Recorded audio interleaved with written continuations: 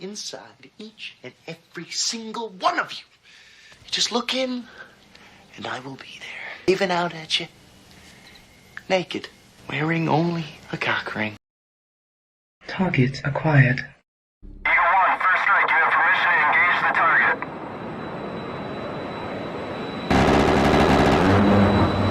Warning: the following video contains explicit language which may be offensive to some viewers or inappropriate for children. The content within this video is intended for mature audiences only. Hi everybody, welcome back. In just a minute I'm going to bring up the two debaters for tonight. We are starting a couple minutes early, but that's okay. That's just the way the timing worked out, and we'll bring everybody up in just 1 second. As always, guys, this is a debate. These people hopefully will still be friends afterwards, but if not, that's okay. I want to explain to you guys something that happened just this week. We're looking forward to this becoming, I believe it is either law now or it's going to become law very soon, and that is that donations are to YouTube channels, to content creators such as myself, are no longer taxable. That means for this year, I will have no taxable income, which will be awesome. Well, not from this anyway. And that will be great. However, there is a couple of things that I'm unclear about. And number one is the idea of a menu. So if you guys donate and expect to get something out of it, that seems to be no longer a donation or tip. It's rendering a service. That can be taxed. So we've got to we're gonna have to figure this out, guys. We're gonna have to figure it out. With luck, we'll get it sorted out, and it will be it'll be great. So I get to keep more of the grift, my hard-earned grift. But we got to figure out a way around the menu thing. So with that, and I just want to kind of talk about that. Yeah, you leave the donation on the side table, much like a hooker. I see Inquisitive Archivist has done some light reading in the naughty realm. All right, ladies and gentlemen, without further ado, we bring on ladies first, Beth, and then of course Confluence. We're gonna have a good debate tonight, guys. So this is going to be really cool, I think. Everybody want to check their sound? Give me a sound check. What's good? Can you hear me okay? You guys sound great. All right.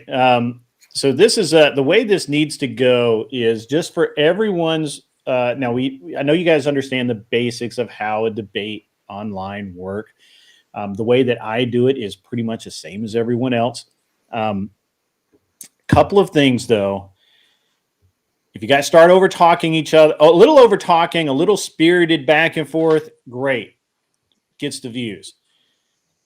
If it devolves into a yelling match, I'm going to stop you. I'm going to let you reorient, get your feng shui right, center your chi. I want you to come back and be better. If I have to do that too many times, we'll go to a time format, and which I don't want to do. That's more trouble for me. And as a man, I want to be the most efficient possible. I want the most result with the least amount of work, and that is exactly how life should work. For the audience, go tell your friends. This is cool. This is cooler than anything else happening on the internet tonight. I promise you. Well, maybe Rob Noor and to me, Rob Noor and my buddy Fabian Liberty having like this really esoteric debate, that's interesting to me, but most of you guys go to sleep, and that's okay. But that's fine. I like esoteric debates, yeah, we got to get it going on now. Out in the chat, behave. Be cool. Don't let the mods get you, because they will. And so let me go ahead and read the prompt as I have it, and the way that I have it from. That was posted in Discord. The exact prompt is: men have it harder under patriarchy. Beth has the affirmative. Beth is the one, basically Beth saying that men do, in fact, have it harder under patriarchy. Confluence is taking the opposite view and saying men don't actually have it harder under patriarchy. I'm assuming that's what his viewpoint is. He will let us know. At any rate, we're going to start off with 7-minute intros. Please, try and keep it to 7 minutes. If you go longer, I'm just going to stop you, and I might mute you, but I doubt I will because I'm just not that hardcore. I'm not that hardcore about this stuff, guys. The one thing is just the over talking and the just allowing it to devolve into a shouting match. It's just not good TV, and we're here to make good TV.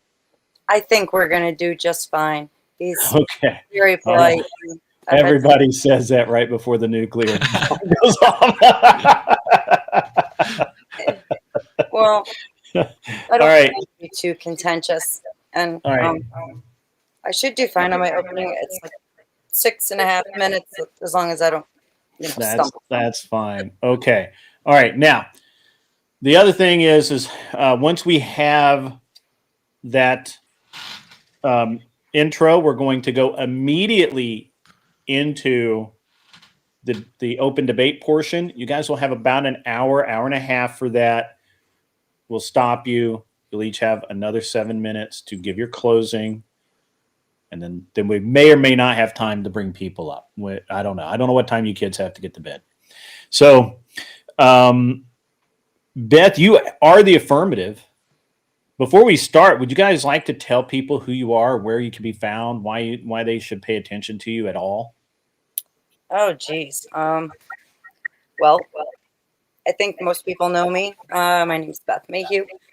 I debate on grids a lot. I'm getting some echo back.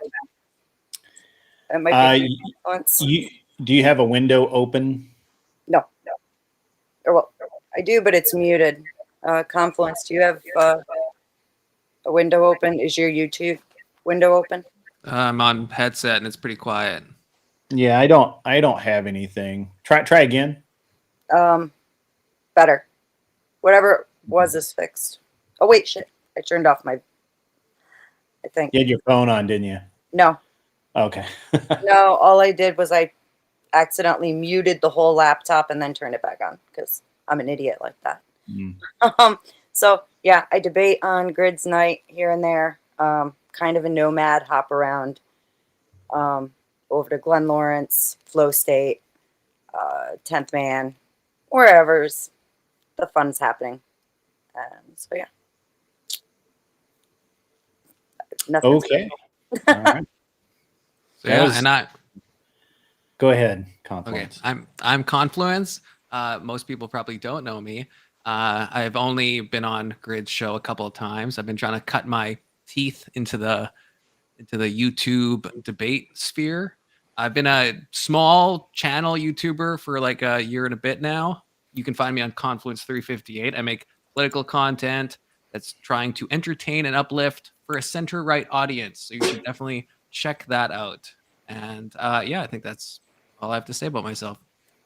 I had you as center-left. I'll have to change that. Yeah, God, no. Okay. All right. Okay, now that we have you guys, your worldviews, Beth, you have the affirmative, which means that you will start. And just start talking, and I'll start the timer. Okay.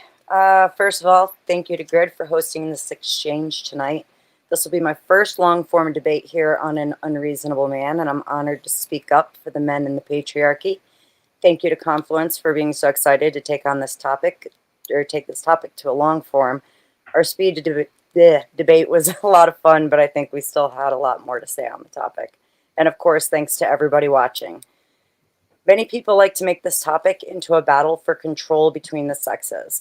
Like it or not, it's a joke to think that we're on equal footing. While there's certainly outliers in either sex, they are so inconsequential that they can barely be factored into the rule. Women of larger statures or who have always been tomboyish still tend to conform to typical gender roles, usually once the drive hits them to become a mother. So please forgive me as I'll be speaking past them generally throughout this debate. I've never believed that men and women can even compete with one another. We are complementary to each other by design of our Creator. From the beginning of mankind, it's been the men leading the way. Biblically speaking, men are charged by God to lead his wife, family, and even his community. Tribally, men made the decisions for their families, and they were the force that ensured their survival and eventual flourishing into great nations. Sure, we had some queens. They did an excellent job sending men off into battles and posting men to secure their borders and having men build their infrastructure. But it has been the men who hunted the beasts and defended the families, and yes, like it or not, created the next generation. Women are indeed the vessel and provide that crucial nourishment to get a child to at least the age of 1 when it can begin eating food. But the truth is that we have a set number of eggs which will be released and more often than not passed with no child to show for it. Men never stop producing sperm. It determines the sex of the baby, and the sperm is capable of living within the woman's body for up to 5 days, just hanging out, waiting for an egg to possibly drop so they have something to fight over. Tough little bastards right from the start, despite countless unintentional or even intentional nut shots throughout a boy's life. I'm sure there's some men who may argue they're lucky too, considering where they get to hang out for damn near a week straight and the glorious death that they meet without a job other than an orgasm. It is the men who shoulder not only the work, but also the responsibility, who make up the great patriarchy so many of us lovingly speak of. However, the opposition would have them painted as oppressors. In addition to carrying their God-given job, they are now charged with impossible standards, overlooked despite their efforts, and often victimized by a world poisoned since the early days with feminism. The list of weapons used against men grows daily. Competing with women in the workplace, watching every word he utters to avoid an HR meeting, praying that a draft doesn't ship him away to risk life and limb, trying to walk off a broken leg so that he doesn't miss any work or shake his image of strength in the eyes of his family. And with his wife and children absorbing the rhetoric within the media, he now has a war within his own home. God forbid that he cries when his mother dies, wouldn't want to appear weak. He must work endlessly to meet the needs and buy all of the frills and shills of a materialistic world that his wife and children just have to have. That is, if he's even lucky enough to have children that he creates, thanks to the right of bodily autonomy. How about when life gets tough and his wife sees a better opportunity or even just lacks empathy? If he raises his voice in frustration, he runs the risk of going to jail and being barred from even calling his children. Here comes the divorce, where historically the mother gets custody and he gets put out of his own home and forced to pay alimony on top of the child support. Sure, he's eager to provide for his children, but not for his wife to go on dates. I have no doubt my opponent will bring feminism into this fight, so let's talk about it. Biologically, we see huge differences, whether we're speaking to size, hormones, or even thought patterns. This is why the idea of force doctrine has been so widely uncontested in any meaningful way. To those who say that it is arguable, I'd like to point your efforts to championing for Imani Khalif and the like thereof and just leave you there. We all know they only cry when their sister or daughter is getting beat up by a man or approached in a bathroom. Yet, in a twisted turn of things, they just loaded up as more ammo to fire at the men after they encouraged it in the first place. Women are not oppressed. We are a protected class, even within biblical times. Most do not realize it, but the covenant of marriage and fulfilling patriarchal duties came under the threat of death. There is also Old Testament scriptures which calls for the death of those who commit SA, and in some cases, the entire community that supported them. Women have always had the ability to work, even going back to gathering food and helping the man care for the community in tribal days. They've always had access to education, as we see from writings and art going back to the BC era. They've always been pampered based on jewelry and perfumes and so much more that's documented back to the ancient man. They have screamed for equality and in error been given exactly what they asked for.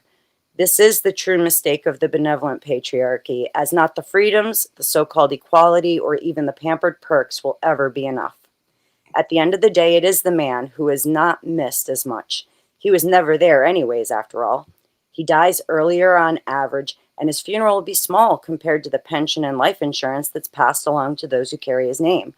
Regardless of how great that name is within society, regardless of how great or minute that name is within society, he has fought to even just be a man without having to apologize for it.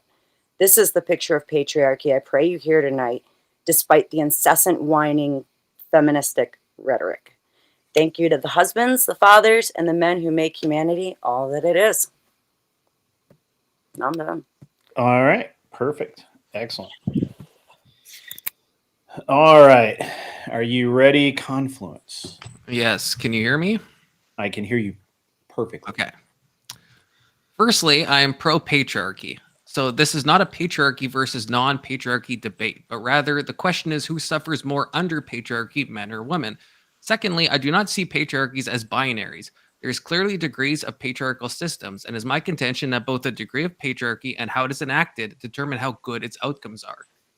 In this way, it is analogous to capitalism. I am pro-capitalism, but I, like most people, want some things to remain in the public sector. City police, for example. I also think there must be constraints put on capitalism because unfettered capitalism can lead a company's costs being offloaded to consumers in sneaky and immoral ways. For example, a company dumping waste products into the environment. I bring up capitalism only to make an analogy with patriarchal systems. In the same way, if patriarchy is not correctly balanced, it goes too far, or if it's unconstrained, its effects are disastrous upon women. Thirdly, I want to point out that I think Beth and I agree on a lot, and so we're going to be doing our very best to find the points of disagreement we do have and really dig into them. We agreed we'd be taking the topic in a broad sense, so I want to lay out my position to reflect that. When we're talking about patriarchy, we can't be so myopic as to only apply it to current-day United States, nor can we apply it solely to women's suffrage, nor can we apply it solely to biblical life in Jerusalem, in Judea, and Samaria. Any of these areas is fine to look at, and we undoubtedly will be jumping through space and time throughout this debate. But I think this fourth dimensional approach of being free to travel, both temporally and also locally, is actually required in a discussion like this. I think, and I don't know if Beth would disagree with this, that patriarchy at least can be far more disastrous for women than it can for men. UNICEF reported last year that 230 million girls were the victims of female genital mutilation or female circumcision. I don't think that would be true if the system they were living under in, say, Somalia or Sudan was egalitarian. According to the Guttmacher Institute, almost 50% of women in the Democratic Republic of Congo have been victims of SA.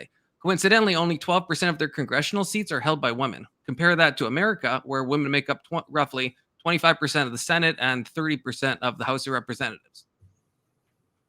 A final example from the Bible this time, as yes, I am a Christian, is Deuteronomy 21:10-4, gives explicit guidelines on taking what, if I wasn't a Christian, I'd probably be calling sex slaves. But because I am a Christian, I'm not going to call it that, but I'll just read the passage. When you go to war against your enemies and the Lord your God gives them into your hand and you take them captive, and you see among the captives a beautiful woman, and you desire to take her to be your wife, and you bring her home to your house, you shall shave her head and par her nails. And she shall take off her clothes in which she was captured, and shall remain in her house and lament her father and her mother a full month. After that you may go into her and be her husband, as she shall be your wife. But if you no longer delight in her, you shall let her go where she wants, but you shall not sell her for money, nor shall you treat her as a slave, since you have humiliated her. I'm sure Beth can agree this is kind of rough. You take this woman from her homeland, you shave her head, you give her a month of mourning, because I mean, you're a good dude, right? And then you have sex with her. And then if you no longer take delight in her, you can just send her away after, you've taken her by force from her country, non-consensually deflowered her. But don't worry, you can't sell her for money at least. And Beth, I know, would agree that women in the biblical societies were treated far better than women in other cultures throughout the world in the same time. So I don't think I need to go in my opening statement to explain the horrors women have gone through throughout space and time outside of biblical culture. The point of these examples is to show that when patriarchy goes too far or doesn't care about women, it is incredibly disastrous for the fairer sex. And yes, were biblical times harsh for men too? Is the Congo harsh to men? Is Somalia harsh to men? Undoubtedly. But just to use one example, if I had to be born in the Congo today, I would much rather be born a man there than be born a woman. And I think most people, if given the choice, would choose likewise. Beth may retort that this is not the fault of the patriarchy, but of other factors like culture or Islam or barbarism. And I would retort that's retarded. The prompt is who suffers more under patriarchy. We cannot only look at the best enacted patriarchal systems to answer that question. Because I agree with Beth. insofar that if patriarchy is correctly calibrated, we can see optimum flourishing for men and women. So I'm not an egalitarian. I do think we need to have patriarchal societies. My stance is that because human nature is what it is, and because male nature is what it is, and because human biology is what it is, we'll often get this delicate balance wrong. And every time we get it wrong, the tendency is to move toward oppression, gender based violence, and subjugation. I would also like to point out the irony of the patriarchy reassuring women that is hurting men more than it is hurting women. It conjures to my mind the image of a father beating his child, telling the child, "This hurts me more than it hurts you." Hell, maybe that's even true, but it's cold comfort to the child. And when we're dealing with adult women, it feels a little sneaky to tell them, "Trust us, I know we're in charge of society, but you would suffer more if you had more say." Again, it could be true, but I just want to reflect on the irony of that. Surely no man would put up with that. For example, if you're a Christian living in a Muslim country and had dhimmi status, being a second-class citizen, being barred from legal positions and eschewed certain rights, having to pay extra tax via the jizya, how would you feel if a Muslim man said to you, "Oh, you poor dhimmi, you just don't get it. Under our system of Sharia law, the Muslims have way more responsibility than you do. We have it way harder. You just don't understand. But we suffer more than you under this system we have set up, that we control, that we have put you as a second-class citizen in. And you can't change it. You just have to trust that we have it worse."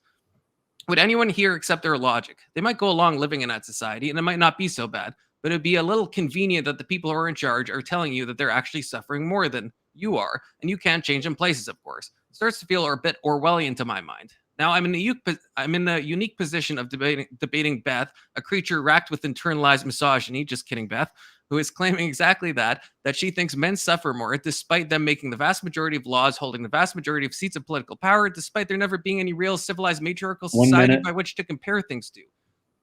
To be clear, I'm neither anti-patriarchy, nor am I pro-feminist. I just think that patriarchy has to be modulated in the exact right way for it to be such that it benefits both men and women. And I think from the examples I've given and the innumerable ones I haven't, they show that when that modulation is off at all, it is disastrous for women. I think some egalitarianism is beneficial, but I think both Beth and I would agree we still live in a patriarchy. And so to me, the crux of the issue is finding the degree of patriarchy that is best for both genders. All right. Perfect. All right. So that was a very good opening. I am going to let's go ahead and set this timer. And you guys did really well. I'm actually really happy with the way you guys had your openings there. And I will refrain from any further comment. Whoops, sorry. Just say when. Yeah, I'm sorry. I keep messing. Take your time. Do your thing for a All second. right. Are you guys ready? A second to do our notes. Okay. You guys can take a second. You guys let me know when you're ready. I think I'm ready when you are. To the chat, don't forget to grift. Grifting is now tax-free. I don't have to pay income taxes on the grift because I do not offer a menu and I do not perform a service for the grift. It's simply a tip because you like my stuff. I got to figure out something for a Friday night show. We're going to have to do away with some of the. We're going to have to reconfigure. I'm working on it. But ladies and gentlemen, grift away, knowing that I get to keep more of it, and the government gets less. But YouTube keeps the same amount. YouTube cares not at all.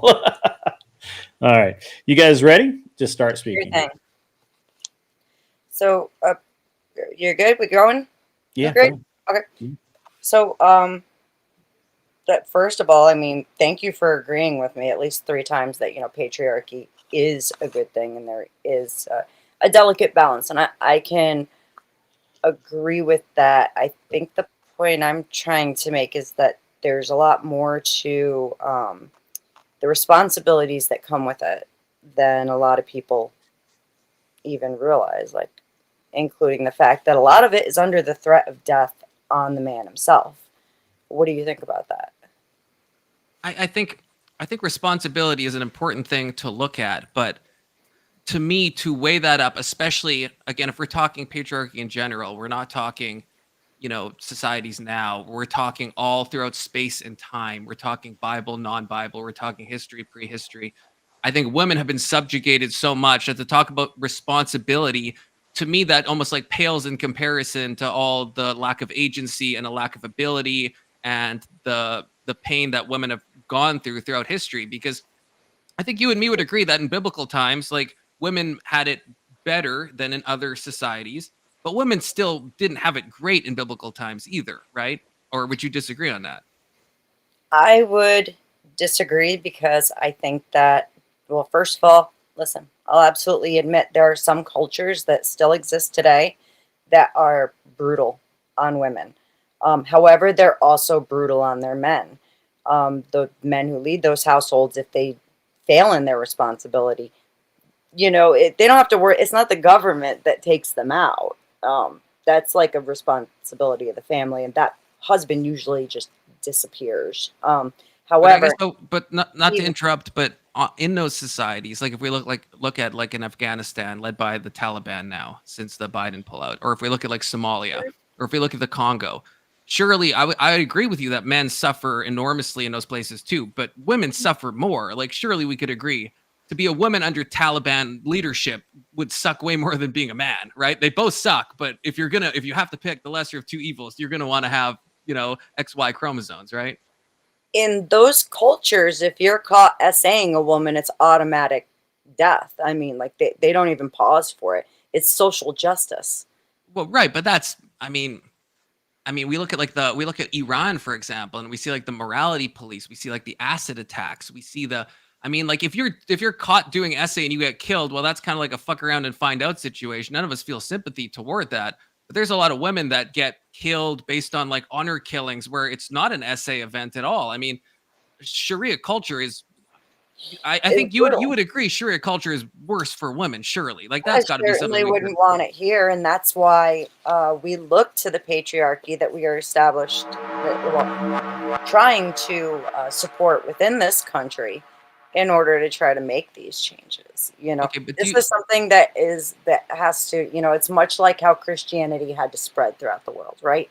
The sense of patriarchy has been suppressed, and this is something that's been happening for thousands of years. I mean, you can even look back and find where women protested at the Senate in 300 BC Rome because they wanted to have the freedom to buy very expensive items without their husband's permission, even though, he's controlling, essentially it's going against patriarchy. So, I mean, like you can see where feminism bleeds in way far back.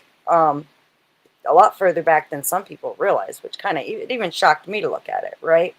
But so just like how Christianity had to spread, we need to reestablish true patriarchy in order to change these cultures. And okay. that's when you brought up this biblical passage, that is essentially assimilation that's taking place.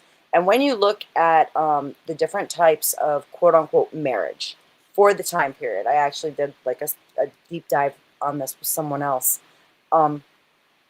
Sex was, especially when you had wives that came in from like your brother died or you took in a war bride or something, sex was not a requirement of those relationships. So the fact that it's implied is a problem, because I can sit here and throw right back at you. I mean, to be clear, it's not implied. It's directly stated, implicit It in the says text. they Like, can. They can. it says he shall go into her, I believe is the wording. It for the time frame, concubines and war brides, it was not a requirement to have sex with them. And as a matter of fact, in the very I'm just saying same what the chapter, text says. in the very same book, dude, very same book. Where are we here? It's Deuteronomy 22. Yeah. Okay. Where is it? I went right past it.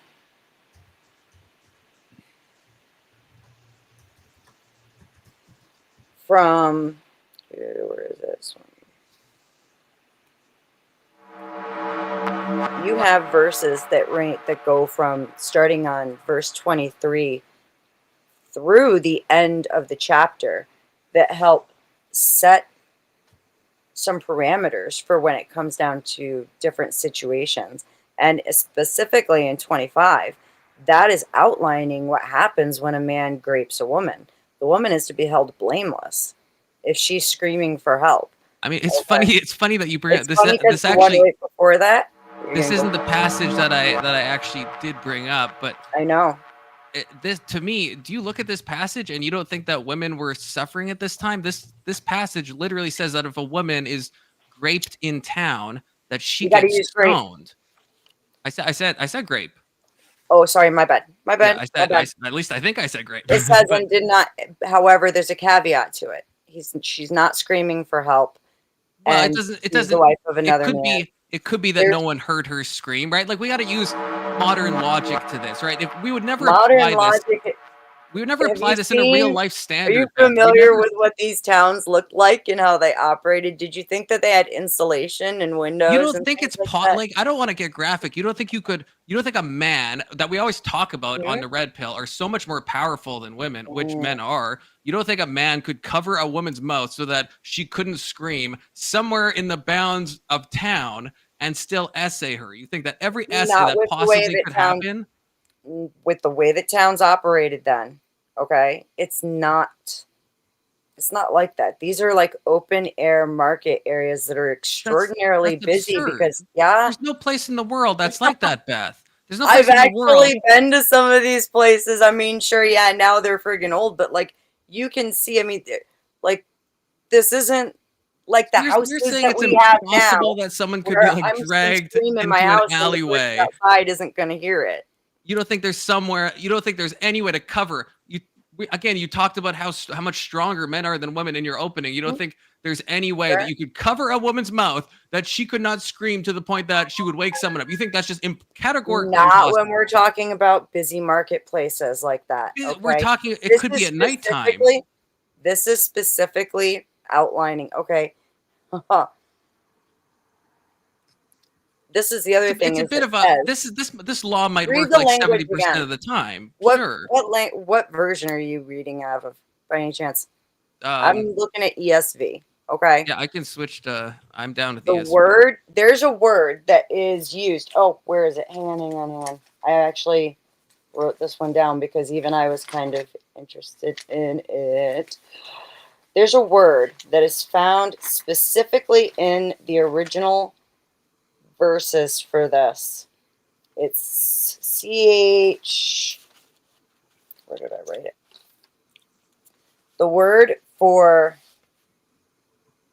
that's used in this passage of Deuteronomy in the Hebrew is CHAZAQ. Okay, and it's in which it's verse? in the original Hebrew. No, but which the verse are we passage- talking? I'll pull it up in the Hebrew. The middle passage. Okay, it's not used. Give it a quote. Give me a quote, like the 25 Deuteronomy through 27. It's going to be in there. Okay, when it comes down to Well, I need to grape. know, Beth. Can you When give me it the comes actual down like to- citation? I'm trying to tell you. Listen, wait. This Can you is just why. give me the citation though, so I can look up the Hebrew word. Like you're quoting a Hebrew word in a specific Yeah. verse. I want to know the verse. Hang on. Yes, I just said in 25 where it actually says grape. The And word so that is used in Deuteronomy the original 22, Hebrew, 25, right? the word that is associated with this passage is CHAZAQ. Okay, and that is a word that is associated with violence. You do not find that word in the passage before it. Okay, so for whatever reasons, in 23 through 24, it is not considered a grape. It's not. So, again, that's why it's not counting in towards that, honey. That no, You I mean find the that's same just word. that's You a find the bad. same word in Judges 19, where there is a long story about a situation where a woman is raped. It's the woman of Bethlehem, and it leads to a whole out war where they kill an entire tribe over it for condoning it.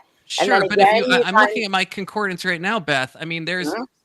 there's some times in the Bible where that word is translated as you said to imply some type of force. most of the time it's not. Sometimes it's translated as encouraged or repaired or strengthened or taken or take courage or uphold or harden or caught or this isn't a word that implicitly. Look at the context of the verses that we are looking at. We are looking at verses where there is something that is taking place against women. You do not find this word in the passages in the verses 23 and 24 because it is not a forceful grape. Okay? But I'm not getting stuck on this grape argument with you. Well, that All right? feels awfully convenient. What I'm saying is you can't argue it because this is where it's found. It's found there. It's found again in Judges, and it's found again in 2 Samuel. It's found both of those hundreds of times. Hang on. That word you quoted is found hundreds of times in the Old Testament. It's not always violent. You're not putting even most it of the time into violent. different contexts. Yes, it is. It's most of the time it is violence, strength, force along those lines. Well, I guess down I don't want to get hung up on this, but readers can look it up on their concordances at home. That's not what not what it means. The Hebrew. Look at what you're talking about. Number one, you're talking about a language that had a very limited vocabulary. Number two, you're talking about a specific situation. So of course, if there is an implication of force in this part where it says the woman shall be held blameless and he shall be put to death right there and then. Okay. However, I'm going to also use force to erect a house. Yeah. Okay. I can see where that would work, but it's two totally different contexts. No, so I'm saying that you can't dismiss it. I'm saying the word shows up hundreds of times with no implication of force whatsoever. But actually, I want to move beyond this. Actually, let's move. Absolutely. So, what are you? What are you actually saying here? I think I got too lost in the sauce. Are you? Because you're originally saying that they lived in these. Wait, let me keep going. First of all, you were saying that because they had such small towns, it would be impossible for a woman to be raped and no one could hear. The original point you brought that up. I didn't say that. You said my that. original point. You said that they would be heard because the towns were small. Did you not say that? You asked me, and I said no. I didn't say. Oh my God, I didn't say. Wait, no. Maybe I misunderstood. You brought it up. You said, "How could she not be heard?" I said, "These are busy marketplaces." Okay, if you don't know how they functioned back then, you did say that's not that. my fault. But my point was, okay, so you did say that. You did say that they couldn't be. My point is back to your Deuteronomy 10 reference.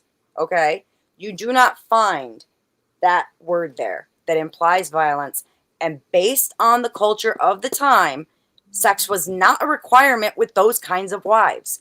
It just wasn't. I'm sorry to tell you, hate to burst your bubble. Women were actually treated far better because the men were held to a standard of responsibility where he did not take care. Let's say he gets a war bride and he decides not to have sex with her, or does. It doesn't matter either way. The bottom line is that if anything goes wrong with her under his care, he is ultimately responsible for it. Well, okay, but you have to admit from that passage, from the Deuteronomy passage I quoted, 21:10-14, I'll concede that maybe he doesn't have to have sex, but the passage says he can have sex, and then if he doesn't delight in her, he can just send her away. This is similar to divorce laws in Deuteronomy, where it says that, yes, I mean, let's go to those next then, Beth. Let's pull those up. Oh my gosh. Listen. Let's do it. Let's go, because guess what? By the way, in ancient Egypt, let's go back to 2686 BC, a wife was had the right to buy and inherit property, had the right to leave property to whoever they wanted, could represent themselves in court, could get divorced, and was entitled to 1/3 of the property plus anything owned before they were married. Mesopotamia, same exact right. You're cherry picking right. Those are the two most nations for being nice towards women is Egypt and Mesopotamia. But that's a pivot. I thought we were going to the Bible. Yes, and in the Bible, the standards that men are held to are far and above beyond that, because Men in these cultures weren't put to death for failing their families. The families of the wives, this is why they were called covenantal marriages. So could a woman Okay. decide that she wanted to get divorced in the Old Testament? Could she decide that? There were two reasons to get divorced in the Bible. Altogether, in the whole Bible, only two given. One is abandonment, and the other is adultery. That's They not wait. true. That's not true. Oh, it's not. No, I mean, can you show me one? I mean, Exodus 21:10. If he marries another woman, he must not deprive the first one of food, clothing, and marital rights. Okay, so I'm gonna pause time here 1 second. I'd like to. My understanding of the prompt was who suffers under patriarchy. While I enjoy a good Bible lesson, I don't want to. In a trip through ancient history. I don't want. I'm far more concerned, and I think our audience is, with modernity and how men today would be suffering under patriarchy. Maybe I misunderstood the prompt. No, you didn't. I just want to clarify, because it really seems like I'm out of the loop here, because I'm trying to like listen to this, and I'm like, and Beth has this regression thing going on now where she wants to take it back to ancient times, like every single prompt. And I've been trying to break her of that habit. So I got it. I'm ready. I came prepared to talk because more I really don't understand. Look, I will, for both of you, I will concede that throughout history, men have done terrible fucking things in the name of patriarchy, but that doesn't in and of itself mean that men don't suffer under patriarchy. Exactly. So I will concede all of that for both of you. You both win. But let's talk about modernity if we could. I hate to interrupt your argument, but we've now spent 30 minutes. Shit, that went fast. I don't even understand. I mean, I guess I understand kind of where we're at. If I can offer a clarification, please do. To me, patriarchy, to look at only, I said this in my opening, to look at only modernity, I think is incredibly myopic, because if anything, we have moved away from patriarchy and we're now in a more egalitarian culture. So we see tons of problems now. I mean, like we could talk about abortion, we could talk about divorce rates, but that's all the result of too little patriarchy. If the prompt is to women suffer those are great patriarchy, points. Those are great points to make in your argument. I brought it up in my opening, but I just right.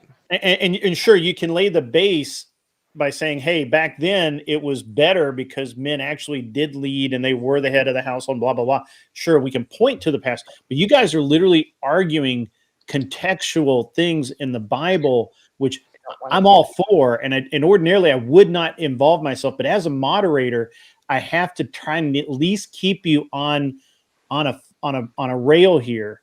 And if you guys think you're on a rail, man, I will back out. You guys can continue, pick up wherever you want.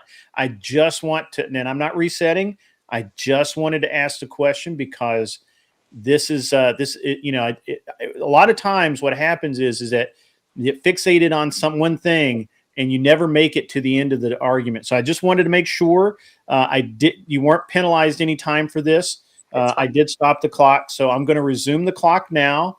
I don't know who was talking, so you guys just pick up wherever you want. Look, I'm trying to move this into modernity. My entire point was to point out the fact of even under the religious basis, right?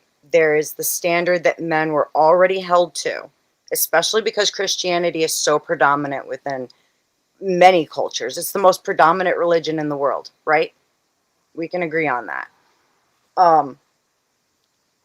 When you, like I said in my opening, when you take those standards that men who have faith and go to church still hold, because that is something that their faith is important to them, and then you add on everything that's taking place in modernity, men are so beat down, it's not funny. And I'm not even going red pill because, I think some red pill groups take it way too far. All right. I am more than happy to talk about divorce rates and the roles that plays on modern men. But Beth, I'm sorry, I don't want to interrupt, but Go ahead, I please. think we would agree on that. I guess this is what I was trying to say, and I'm not sure if I'm getting my point across. And maybe I'll try to explain what I'm saying better, because I think we agree. Like, if we're talking about like the current modern man suffering, well, that's not because of patriarchy. That's because of feminism and egalitarianism. That is de facto, by definition, not patriarchy. So if we're talking about, that's why I was going into history. That's why I'm going throughout the span of time into the uncivilized world, because Sure. in modern day California, it's patriarchal, but it's also like a blend of egalitarianism. So all of the talk about like that men suffer in divorce court, that's not under patriarchy. That's because of egalitarianism. That's So I feel because like, they gave entirely too many freedoms to end up to where we're sure, at with feminism. sure, I but mean, then we but want that's to look not at it, suffering under patriarchy. Then, like, that's, it you get what I'm still is saying? under patriarchy, and in all actuality, I hate to say it, but I mean, they're suffering for their own mistake by allowing this feminist mind virus to flourish, even to the point now where we allow, people to claim they're not who they are and go into the wrong bathrooms, and men are fighting women in the Olympics. Look, I agree, Well, but that it's hard. It sounds know. like you're laying the blame of that at patriarchy, which I feel that's what's confusing me. That is the absence of patriarchy. Like, you and me would both agree that a lot of these modern things are bad, but that's because of an absence of patriarchy. The prompt is about who suffers more under patriarchy. And that's That's what the I'm prompt. trying to say, is that even within patriarchy, this was their big misstep. And it is a source of their suffering, whether we like it or not. It has led to things like men not being able to see their children and paying ridiculous amounts of money and not being able to survive. Okay. Right down But to, again, I that's mean, that's egalitarianism and feminism. The prompt isn't who suffers more under feminism. The it's prompt is who still, suffers more under okay. patriarchy. So is our nation still primarily patriarchal? Well, okay, that's a great question, because this is what I said in my opening. I don't think patriarchy is a binary. I don't think it's either you're patriarchal or you're not. I think it's on a scale, a continuum scale between egalitarianism and patriarchy. And I think my argument is that I think at a certain point you want a blend of egalitarianism and patriarchy. And I brought up the example of capitalism, where I like capitalism, but if you have too much capitalism and not enough guardrails, it leads itself to disaster. And I think with patriarchy, you have the same thing. So we've moved beyond that in culture now. There was a point that I think women were subjugated, and then I think women were given rights, and now I think we've moved beyond that, maybe with third wave, fourth wave feminism, and now we're in the shit, and now Where it's do hard you to get see out of that it. where do you see that women were subjugated in modernity? In modernity. But, okay, well, I guess it depends on what you mean on the cutoff. Like, women have been subjugated throughout space and time, and that has been under patriarchy. Do you Like, realize the that prompt wasn't modern patriarchy. I mean, if that was, I should have prepared a lot of different notes if that was the prompt. I mean, because under patriarchy is a broad scale thing that crosses time and space, and under a patriarchal system, women have suffered immensely. And If the argument is we just are now we in are going modernity, that's a across different time and discussion. space. We are going across time and space. We dealt with, the more we dealt with the expectations in antiquity, and now we're talking about modernity and the way things are in modernity. And I'm telling you, yes, the patriarchy, this was their big misstep, was allowing feminism to take way too hard of a hold and Okay, maybe this can bloom help and blossom into clarify. where, Actually, what wave? Like, are you a repeal the 14th Amendment type of gal, or are you like at what point did feminism become corrupt? Like, because I want to see if we can find like some common agreement. 19th. Like, are you like an Andrew Wilson, where you just what was that, Grid? The 19th Amendment, not the I was going 14th. to say the 19th. oh, not the sorry, the 19th. My bad. So that's where we start struggling, because feminism has always been, it's been around since antiquity. Okay, we can trace it all the way back into antiquity. Do I think women should vote? No, I don't. And as a matter of fact, I think it's atrocious that women got the vote before Native Americans were even granted U.S. citizenship. That's outrageous. You know what I'm saying? So where did it become corrupt? It's always been corrupt. It's just a matter of how far do they get to push it and at what cost to men? So, Because at so the end you, of the day, men still have forced doctrine. How can you argue with forced doctrine? I don't think. Look, the forced doctrine thing. I mean, we can go into that. I think that's one of the areas, and hey, maybe you can help me understand. That's one of the areas that I think that I was listening to a debate today with Andrew Wilson on it, and I can't understand his point of view. Okay. I don't get it So because it's men. actually very simple. Might Okay, makes. Not might makes might makes right. Just might sure, makes. I agree with that, but that's not. But it gets extended to women only have rights because men grant women rights, which Rights is aren't real. And nobody has rights unless someone is there to enforce those rights. And right. that comes down to the men who are in charge at the top. It And does, but they're it supposed to be at the top. Women have this idea that, this egalitarianism overthrowing the patriarchy is, it's a pipe dream. It can never make it to where they think it can. All right. This idea that women can rise up, revolt, and overthrow the men and put them in cages, it's not going to happen. But you know what's also a pipe dream is taking away birth control and taking away women's right to work and repealing the 19th, not the Nobody 14th. is taking away women's right to work. Women have had the right to work throughout Exactly. all of history. What it is it is an encouragement for women to actually stay home while their children are young and raise them. Do you Can agree they the other get things that I jobs said are around that? pie in the sky? The other two things I said. Do you agree that we're never uncorking the genie that is women having control over their ability to reproduce via birth control? I think we're not gonna legislate progesterone. That's a red pill cope, right? It's never gonna birth happen. control is one thing. Abortion is a totally different animal.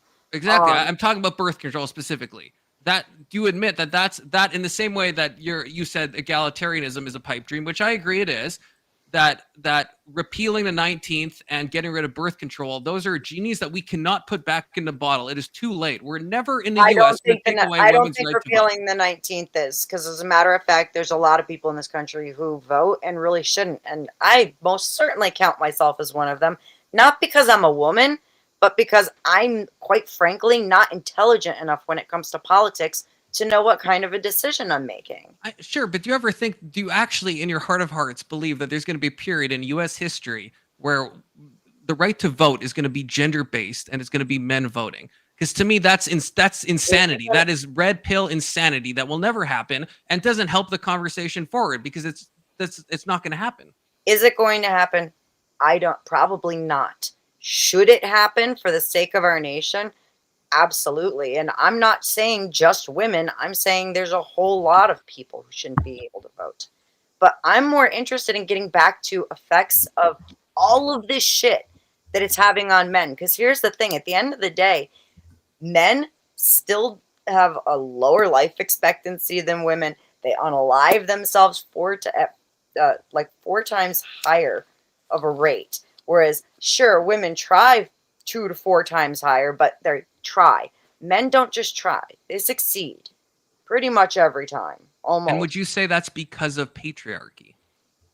I think that men have an innate desire and drive to carry the responsibility and to do the right thing and to take care of their families and their communities.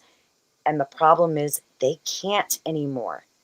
Men have become handcuffed by the blossoming of egalitarianism and the ideology of But feminism. again, Beth, I'm sorry, I don't mean to, and I mean maybe I'm out of whack here, but if the prompt was men suffer more under egalitarianism, I would agree with you. But that's not the fucking prompt. The prompt is who suffers more under patriarchy. It's So all still the stuff you're pointing to is from egalitarian and feministic principles. I agree. Men suffer way more from modern day feminism, egalitarian nonsense, and all the freaking postmodernism we've seen over the past century. who gave it to them? Who allowed it? Men. Thank you. Yeah, that's exactly what I'm saying. I don't know what that means. Patriarchy still absolutely exists.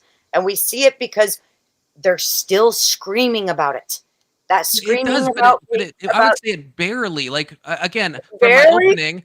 Well, Barely? I mean, what do we define as patriarchy? From my opening, what I think I said, I could be getting this backwards, but 25% of Senate seats are filled by women, 30% of House of Representatives are filled by women. It's not impossible to conjecture in the next 30 years that's going to be a 50-50 split. I mean, some countries No. already are a 50-50 No, they're going to split. get voted out.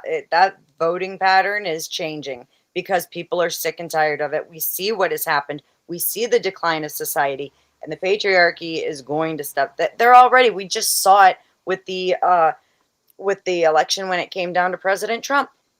Yeah, That but was a that's looking at one landslide micro because point. If people you were if you look tired at the of number it. of female senators, let's say, over the decades, they have increasingly gone up. If you look at the number of female in the House of Representatives over the decades, they have gone up. And you can follow this through every modern civilized country. And The representation of females in some of government has them. gone up. Let's talk about some of them, like that Crockett lady. Okay, she's been nice and loud, and there's a whole lot of people who look at her and are second guessing why women are in politics at all. I agree. You can look And at at. the end I of the mean, day, you're talking 25% and 30%. That is nothing, sir. that is not that's nothing. Really, It used to be really like 5%. I mean, that is we are exponentially moving toward a 50-50 egalitarian they are government in still every currently. Western society. It's not I mean, going to it's happen. happened. And they're It's the still stats bear currently- it out in every Western society. That's just you There's can. I'm not still- even saying it's good. It's just it is happening. I mean, that's just statistics. There's still 3 times as many men that have a voice that's actually controlling things than there are women. So I mean, that yeah, but if we're talking like 30%, fairly patriarchal. Beth, we're talking like And then when it comes down to 70% to 30%. I mean, that's starting to get pretty close to even, right? Like, and especially if you compare it over the past like 30 years. I mean, we are moving in that direction, and we might be moving toward our own calumny. I can even agree with you on that. But it's just Cat donated we are $10 moving in that direction. Super chat. I don't This is believe just so a because tip. we are seeing the rise of Christianity throughout this country. And Christianity is based on patriarchal systems. Every home is a patriarchy in itself. And the more Christian families that we have. In what sense? Do you understand the definition of patriarchy? Yes, I do. It's And what? I would say that where the male is in charge of the household. Led by the father. Yes, and I would say that that a lot of households in America do not meet that definition. I mean, single motherhood is absolutely on the rise. I mean, you have single parenthood in general. I would say the patriarchy is collapsing in America, and I think that's a bad thing. By the way, I'm on your side. That we can look at orthodoxy, and we can see the divorce rates have gone way down to damn near none. It's like 90% of Orthodox What percent of Americans are Orthodox Christian? We're talking a tiny percent. Christianity is booming across this country. That's not what I asked. How many? I'm not sure how many. It's a But it doesn't fraction of matter. a percent. We're talking. I haven't looked it up. I'll ballpark it. Probably 3% of pull it up for Americans me. are Look it up for me. Orthodox. Because see, here's the thing: is Let's once look again, it it up. doesn't matter the kind of Christianity. The fact Well, is, it does. It very much does. Because if you look at like Protestant divorce rates, they're like equal with the normal population. no, those are going down too. Divorce I mean- rates among Christians is going down. Going down. Very They're at rapidly. like 50% right now, Beth. No, I'm pretty sure it was less than that last time I looked at it. I mean, what, like, okay, so they yeah, okay, it is I thought I misspoke, maybe. I thought I was, like, overselling it. Yeah, Orthodox makes up a literal fraction of a percent. So to look at the divorce rates and not sure Orthodox could be doing good, they make up a fraction of this country.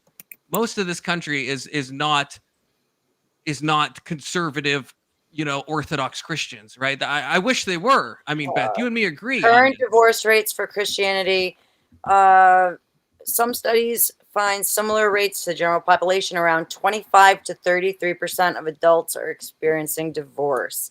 Evangelical Christians, 26 to 38%. Okay, so so basically in again- line with the current population, the same as the atheists, right? I mean, this is kind of a Atheists aren't point. even getting married. They're not even getting married. They still are. They're getting married They're less not often. even- They're still getting married. Like statistically, they're still getting married more often than they're. Oh, I found this. I found this earlier. Shit. I'll look it up real quick. But I guess while you're looking that up, I guess what is an example that is because of patriarchy that men are suffering? Because I want to respect what Grid said. He wants us to Yep. focus on the prompt.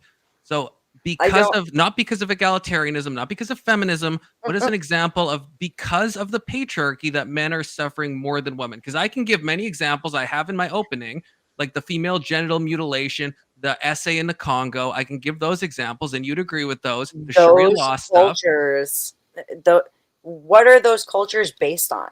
Because once again, we are talking about a population that, especially when it comes down to men who are patriarchal, okay, and not, little femboy feminists, okay, they already have a standard that they are trying desperately to keep. And what's happening is culture influences everything. You and I both know this. Kids learn what they live when they're watching TV, when they're listening to music, and everything is completely getting shit on by the decision to allow way too many freedoms, which also allowed all of this shit to blossom. So one, they have the weight of the natural or the organic foundation of patriarchy that they are desperately trying to carry. And really, because it's been practiced for so long, it's ingrained in your very fibers of your being. It's in your DNA to want to protect, to want to provide, to, be the hunter, to be, you know what I'm saying? It's completely instinctual. So you guys already have that. And then you've got everything else that pushes on it, which came from their very own decision to allow women to have too many freedoms because they complain too much, quite frankly. I feel like, with respect, Beth, I feel like that's not. I feel like I've given you You're bringing up examples of suffering like the that Congo, is and let's talk about the Congo. What's the predominant religion in the Congo? Christianity. Are you sure? Look it up for me. Yeah, please. I will. And also, how many? If it's Christian. Yeah, it's Christianity. Yeah. What is the rate of the things that you're claiming taking place under a predominantly Christian nation? Because nobody who's been evangelica, I can't say that word, into Christianity, anyone who's accepted Christianity would not do that. That's not within those patriarchal Look, realms. I agree, but I feel like we're coming, and I think we've come to a no true Scotsman fallacy a few times here, where that's all fine and dandy, but these are things that are taking place under the patriarchy. You can say, "Oh, that's not really a patriarchy. It's not really Christianity." These are places where men are in charge, which is definitional patriarchy, and it is kind of like the U.S.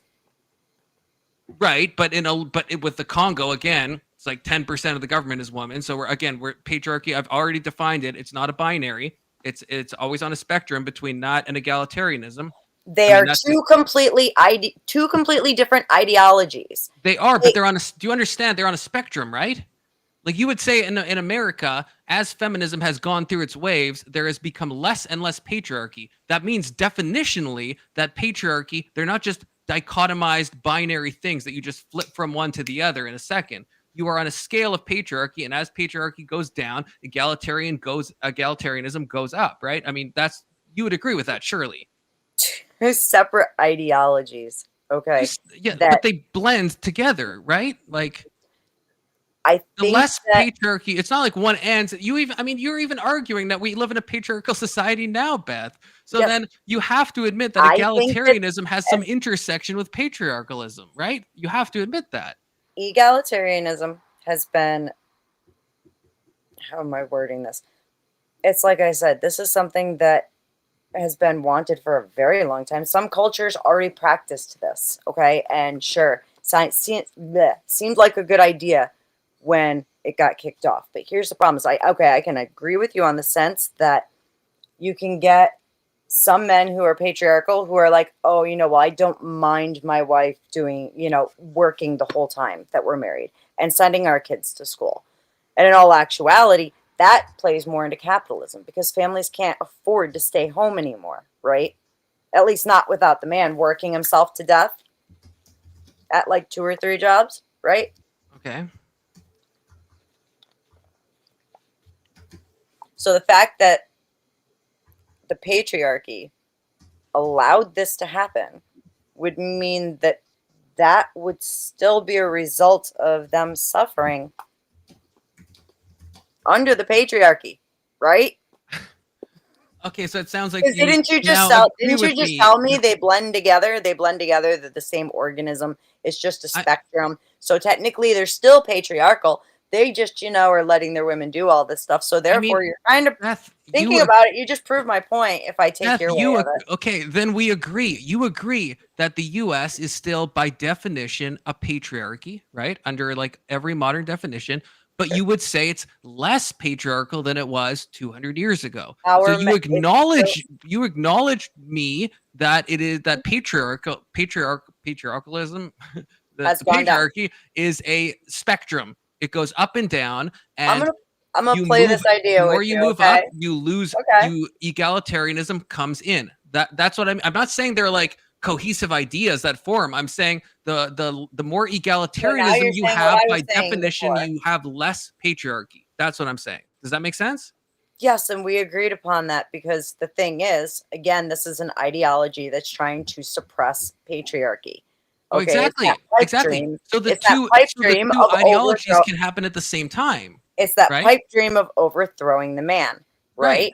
And so therefore, the men are still suffering in patriarchy, trying to fucking survive in a nation that's being taken over by egalitarianism. Okay, great, Beth. Now, can you give me again? I've given you numerous examples. They already have this set of standards that they live by, and now society, our culture, which is being taken over by feminism and egalitarianism, has placed a whole secondary set of standards on them. So how are they not suffering under patriarchy? We're not here to talk about feminism. How are they not suffering under patriarchy?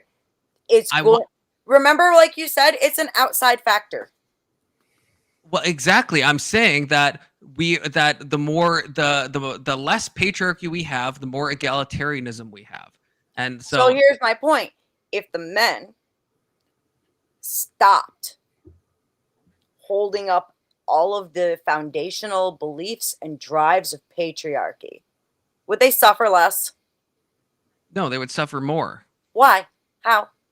Because we've crossed, I don't know if maybe I haven't been communicating what I've been trying to say, but we need a certain amount. I'm not anti-patriarchy. I said that not in my opening.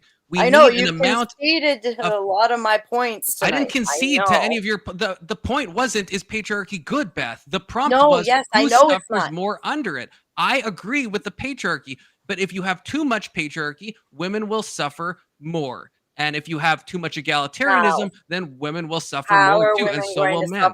All right. So if women are going to suffer more, no, because the women would be under egalitarianism anyways, according to your idea of thinking, right? Isn't that what you're putting here? I'm not sure what you're saying. Okay. Let's try this again. Men already have a set of standards that they are fighting to hold up. It's literally ingrained in your DNA to be a certain way for your family. Okay? Sure. Everything that men have allowed is still under the patriarchy. I mean, it's still under. I guess then you're just inflating. And how are men doing today? How are our men in our country doing today? But then, okay, so it sounds like you're blaming patriarchy for those things? No, what I'm saying is that underneath patriarchy, within patriarchy, because of their decisions and the very shit that they're hardwired with and what has allowed to happen, they're fucking suffering a hell of a lot more. Right. But just to clarify, you agree with me, it's not because of patriarchy. Men are not suffering because of patriarchy. They're suffering because of egalitarian and feminism influences that patriarchy has allowed in. Is Grid, that what one you're more saying? time. Men Okay. have it worse under patriarchy, correct? That's the prompt. That is, That is the prompt. and which is why I'm saying that today. this is a current, Yeah, it's right? not- Like we're talking about today. Yeah, I'm Well, talking is about. that in, I made the assumption. Now you guys, you know, that you wasn't guys are in the the ones prompt. debating I'm this. talking about patriarchy in general. Yes, I'm men. not talking about U.S. in Men the past have it 100 years. harder. That's a myopic view of patriarchy, I think. Men have it harder under patriarchy. Okay, do you see my? That is our prompt. Okay, Right, and I'm that goes curious. through the whole span. So, because of what they've already hardwired, plus everything within society, how am I wrong? I guess I'm trying to make some ground here. Do you think that men have it harder because of patriarchy? Or is it just, I mean, I don't know why you're putting your head in your hand, The Beth. That's a prompt is sincere men question. have it Look, I don't, harder fuck the under. prompt. I'm asking you a question. That's jejune to the prompt. I'm sincerely It's curious. not Do fuck the prompt. you think that that the hardness that men face, do you think it's because of patriarchy? That's a simple question. It's not a gotcha. I just want to know what you I think. think that if men were able to override their instinctual drive for the things that they did, for everything that they are, being aggressive, being the hunter, being the freaking, you know, breadwinner, taking, and, you know, shit, this is my family. Okay. If men could override that and conform to society, to the society that has unfortunately been allowed to blossom, it wouldn't be so hard for them. However, I like men that way. The patriarchy is necessary. Otherwise, it's just a bunch of people running around making some of the worst decisions we've ever seen in human history. I agree. I'm still Beth, you're gonna put your head in your hands again. I know. I'm Do sorry. do you I'm think that sorry. I can't help it. are men suffering because of patriarchy? Because Are like they I have a problem. I'm trying to adjust to the prompt change on the fly, but nowhere in the prompt does it indicate modern. Nowhere does it indicate the United States locally. So I don't see why I can't talk about Sudan or Somalia or any of the Sharia law. Like nowhere does it say, because agreed why not with just say, you. do men suffer more now in the United States? We're No, talking no, about no, no, no, patriarchy. no. Wait. Patriarchy is Time broad in out. space and time. You brought up Sharia law. Yes, And because that's an and example of a and I patriarchy. agreed with you that Right, there are brutal things that happen in there. right. But when those men do brutal things to women, other men exact social justice on them. And you think it balances out? You think that the No, I men don't. suffered, so the women I suffer? So think at least in that patriarchy, you think women suffer more? maybe more men are killed due to accusations than women are hurt. We don't know. Where's the Do you think? accounting for it? Where Do you who's think, do keeping you count? think that? No, I don't. I don't know what I think about it because there is no count kept. There's no records of this. If you can find me records of how many men have been unalived by other men for crimes in those countries, I'd love to see them.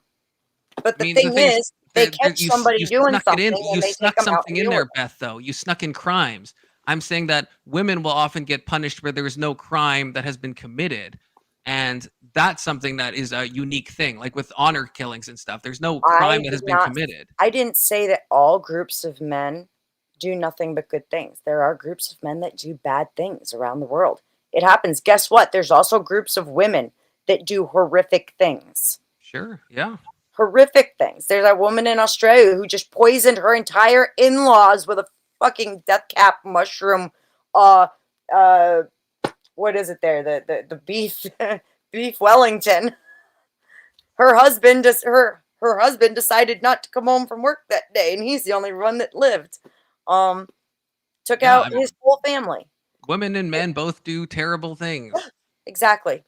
And But the question is who suffers more under patriarchy? Again, there wasn't a qualification of either time nor place. And even if we want to limit to modern times, there's certainly no limit to I place. didn't do that. I said across time. When you look at the expectations that are put on men under patriarchy And then you want to add all this bullshit that's happened, even adding it over time, the bullshit that has come out of feminism. Men have this horrific balancing act they're trying to keep, and it's running them into early graves. Right. I feel like How is that not harder under the patriarchy? I mean, from what you said, sure, that would be harder. For how long has the modern feminist movement been going, right? So yes, No. If that, well, Grid's no, gonna get mad at me. I don't want to bring that up. Listen, I know, but like that's like if we're taught again, like this is why I said in my opener, we have to be able to jump around in fourth dimension in both time and location, because patriarchy is not. There's nothing in the prompt that indicated time or place. So. But you said right there something that I think we can maybe make fertile ground on. You said the expectations of men are so onerous, even outside of all this, outside of feminism. So I guess I would say, feminism has been around for all of history, but not feminism in any. Starts at the beginning, sweetheart. I mean, not in any like real way, though, right? Like the modern feminist movement. No, in the 3rd century BC, they literally burned their clothes and jewelry, and they blocked the Senate doors and protested. I know there were small microcosms of feminism. This is kind of like when trans people say that like trans exists in like all cultures because they can point to like one weird tribe where like trans people existed. Look, we can go back even further and look at things like the Epic of Gilgamesh, where in that the goddess freaking like tortures him.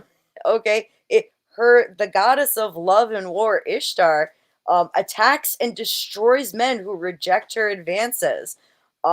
Isis, sure, motherhood and protection and all that. She became a huge cult which spread to Greece and Rome and Afghanistan, and is the most widespread female deity in antiquity. And that goes, I mean, feminism has been alive and well. Okay, for thousands of years. You've shown me examples of goddess worship. I acknowledge that's from the beginning. I don't see, where are you connecting goddess worship to something being against the patriarchy? I got a perfect one for you. Okay. Are you familiar with the demoness Lilith? Yes. Intimately. The great semen demon herself. For the crowd, for the audience who don't know, she's part of a Jewish myth, which says that men who have wet dreams did so because Lilith came in the night and took his sperm to create demons with it. And he is now married to her. And he must create an incantation bowl and offer alimony payments and bury them outside the door every time he has a wet dream as part of a divorce process. Okay, this is getting a little away from the normal Lilith lore of her just being Adam's first wife, which is deeply rooted in the Kabbalah. I'm familiar with the Kabbalah. I've read it. Right. We're going into some like deep cuts if we're talking about the alimony payment thing. I got some stuff. We'll talk about that later. I got some really cool links for you. Okay, great. But how is this anti-patriarchy? Obviously, people have worshipped the divine feminine. I don't see how that like is.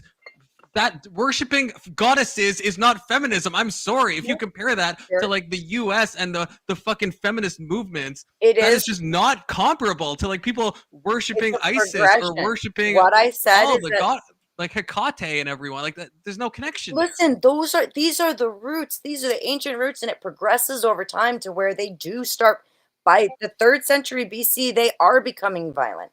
They are demanding rights. They are doing all of this stuff. Look, do you know how many goddesses are in the pantheon of Greece? Do you think people worshiping Athena was therefore an indication of feminism?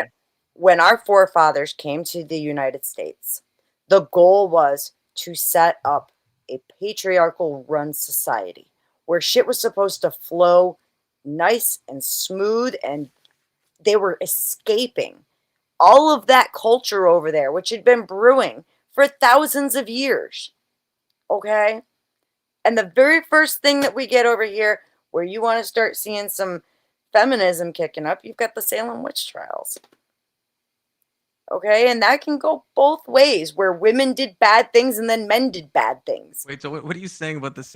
Just I don't know if I want to ask this, but what do you All right, what are you saying about the Salem witch What I'm trials? saying is this is the Don't first hurt my leakage soul, of Beth. feminism. This is your first leakage of feminism into the United States. And from there, it only progresses. Okay, To I where need you. over Can you time, unpack that? How is the Salem oh witch my trials gosh. the first impetus into feminism? It's the first large documented one of it, where you have women who are making claims and actually getting people killed. And for no good reason either. Like, Okay. do you think they were actually witches, or what do you? No, I think they were spoiled little girls who didn't like their neighbors. And That's that's what I think. feminism? No, I'm not trying to be. I'm not trying to play point dumb with is- you. I'm trying to honestly figure out how the I'm Salem witch happy to trials break is this an down advent with of you more feminism. later because No, I get I it. mean, I'm if not you give sure how. me a brief sentence on how the Salem witch trials is an example of early feminism, because to me that sounds not accurate. Not accurate in what way? I would need you to justify in any sense of the word that the Salem witch trials was an example of feminism. Oh my God. I don't even know what you mean by that, Beth. Truly, I don't know what you mean by that. This was an uprising of young girls who literally just started making accusations against their neighbors. Okay, is it feminism to a T? No, no, no. They're not sitting there doing. You can see the progression. This shit still takes place So is today. It's feminism more any time a right in woman through like here. rebels? I honestly I'm trying to understand what the connection there would be. They had multiple prominent men within the community killed. You're aware of that, Okay. right?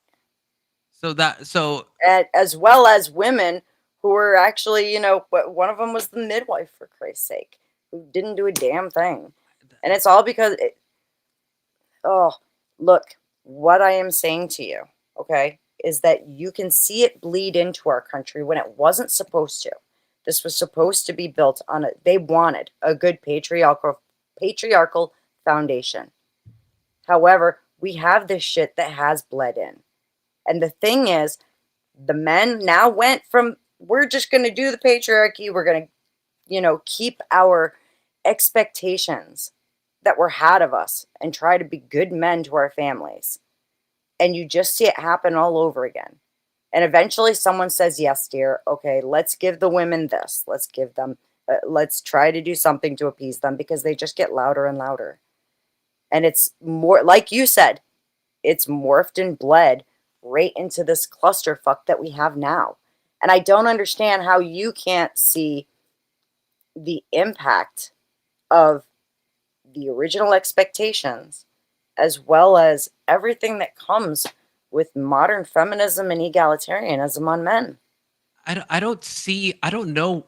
I feel like we're having two different discussions. I think I've been very clear that I can see the impact. I am not a feminist. I think feminism has brought in innumerable evils. So I don't know how to communicate to you that I agree with you, Beth, that in modern society, I think feminism has We cucked all of agree. us. We agree, and that's all I care about, man.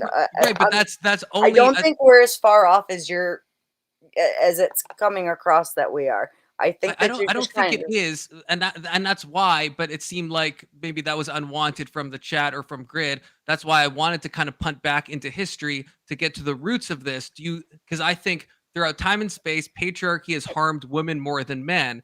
Because to go into the modern era, I think you and me both agree that, like, yeah, feminism has cooked both men and women. I don't know who suffers more now. I mean, women get driven into stuff like OnlyFans. Women get like tricked into having abortions. Women are like destroyed nowadays by egalitarianism too. Wait a second. So are you saying that women are forced into doing these things? They're not. I said they're tricked into doing these things. Okay. And I can agree with that. I can agree with that. They're told a bill of lies. Here's the They're thing: told is with abortion, they're they told are sold it's a bill of lies. not a baby inside them. With OnlyFans, they're told it's a legitimate career path, right? So we both agree that they're. But guess what? They really don't give a shit about it when it's done and over with. The vast majority of them don't. And who suffers the most is the fucking. Oh my gosh! Like, imagine the poor guy who finds out his girlfriend's been trying to have an OnlyFans site while he's trying to pay the bills and keep things going, and she thinks she's helping. Okay, let's say Okay. Actually, a Jejune question: who do you think suffers more? The girl who's tricked into starting an OnlyFans because she's been told by culture that that's an acceptable career path, or the guy who buys the OnlyFans and jerks off to it once in a while? Who is the one getting the shit end of the deal? Because a guy can do that and just cancel the subscription at some point, realize he's a simp, and then go on with his life. That girl, her stuff is on the internet forever. I mean, she's been lied and deceived more by feminism, which I guess you could say is under the patriarchy. Here's the problem in our society. The shame levels are almost non-existent. Okay, They exist a lot more for women than for men, right? Like if I confess to people that I subscribe to an OnlyFans, that's like I can easily recover from that.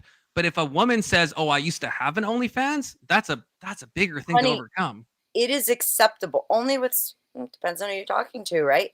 Depends on your audience. Because here's the thing, I could go put on a very low cut V-neck shirt and a tight little fucking mini skirt and go to a club, and who's gonna shame me? I mean, are you just putting on the clothes, or are you like starting OnlyFans in this example? Just going to the club looking like I fucking probably do. If I were to go to a club looking like I do have an OnlyFans, who's gonna shame me? I think we've wait, lost. Wait. Stay with my question for a minute. I'm trying to answer it. Okay, sorry. Sounded like you were going off somewhere else. Stay with my question. Who's going to shame me for it? I think there will be conservative men that will look down on that woman as a real foe. What's going to happen to my man who's sitting at home from all of his friends who hear about me being out at that club and seeing a picture of me out at that club?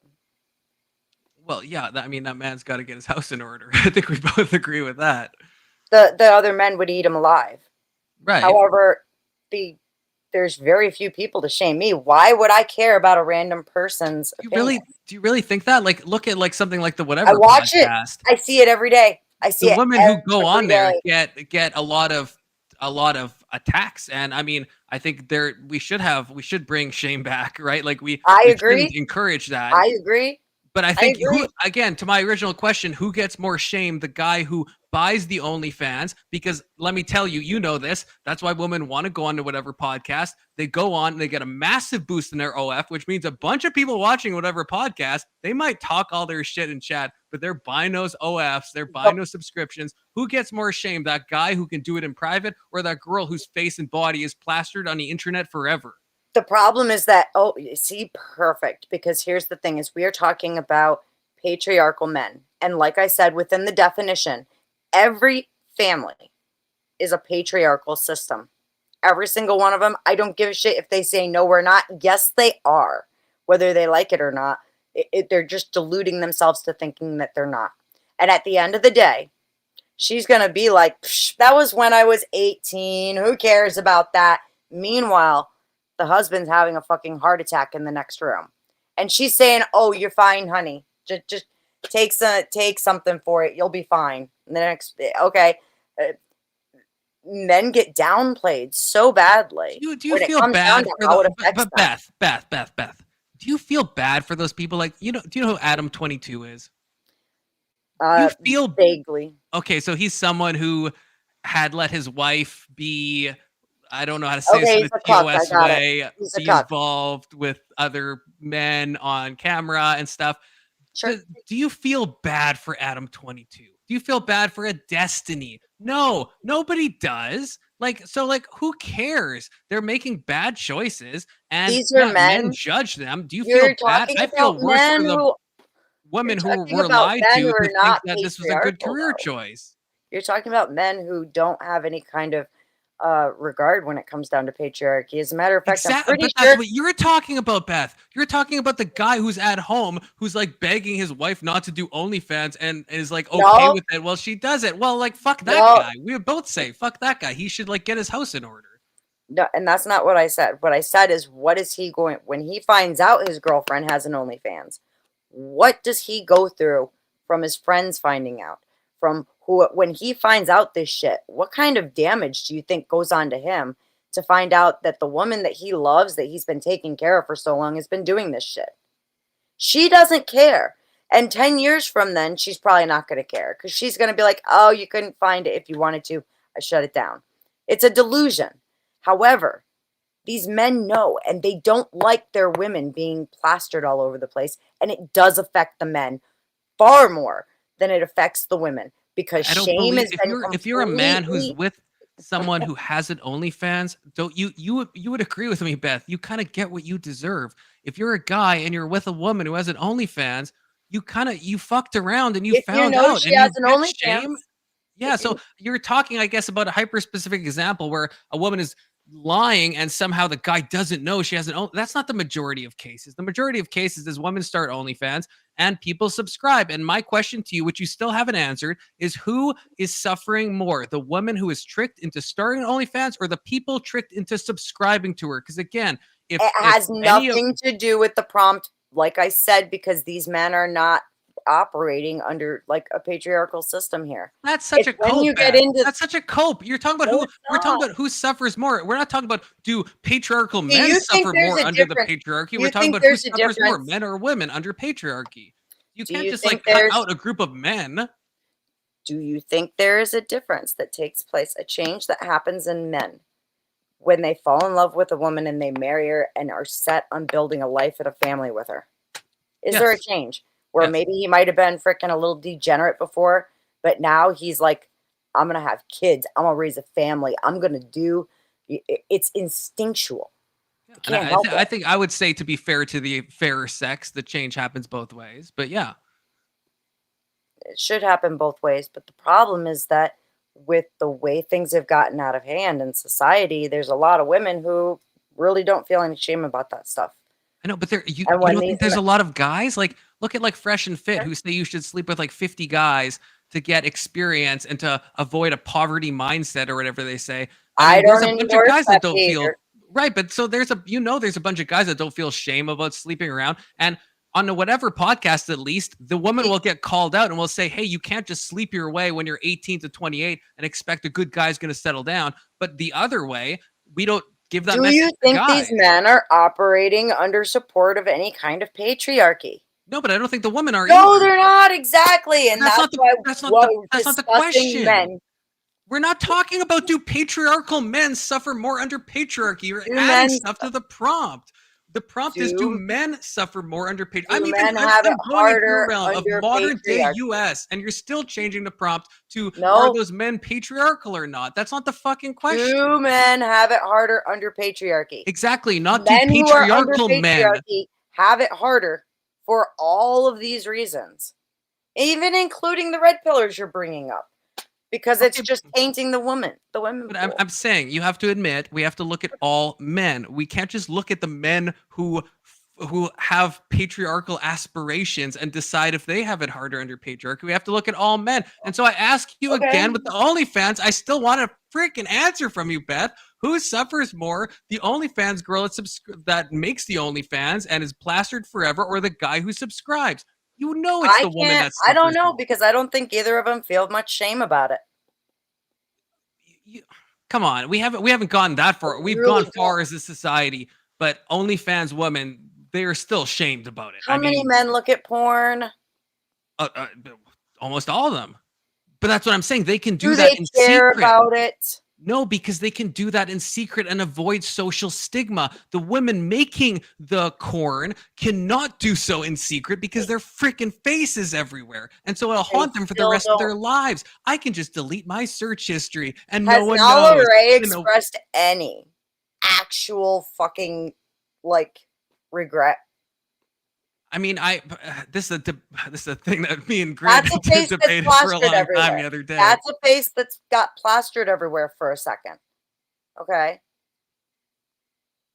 Most of the women you're talking about, their faces don't get plastered everywhere like that. They're freaking so low tier, it's not funny. Most of them don't even get hardly any subscribers. It turns out to be a waste of time.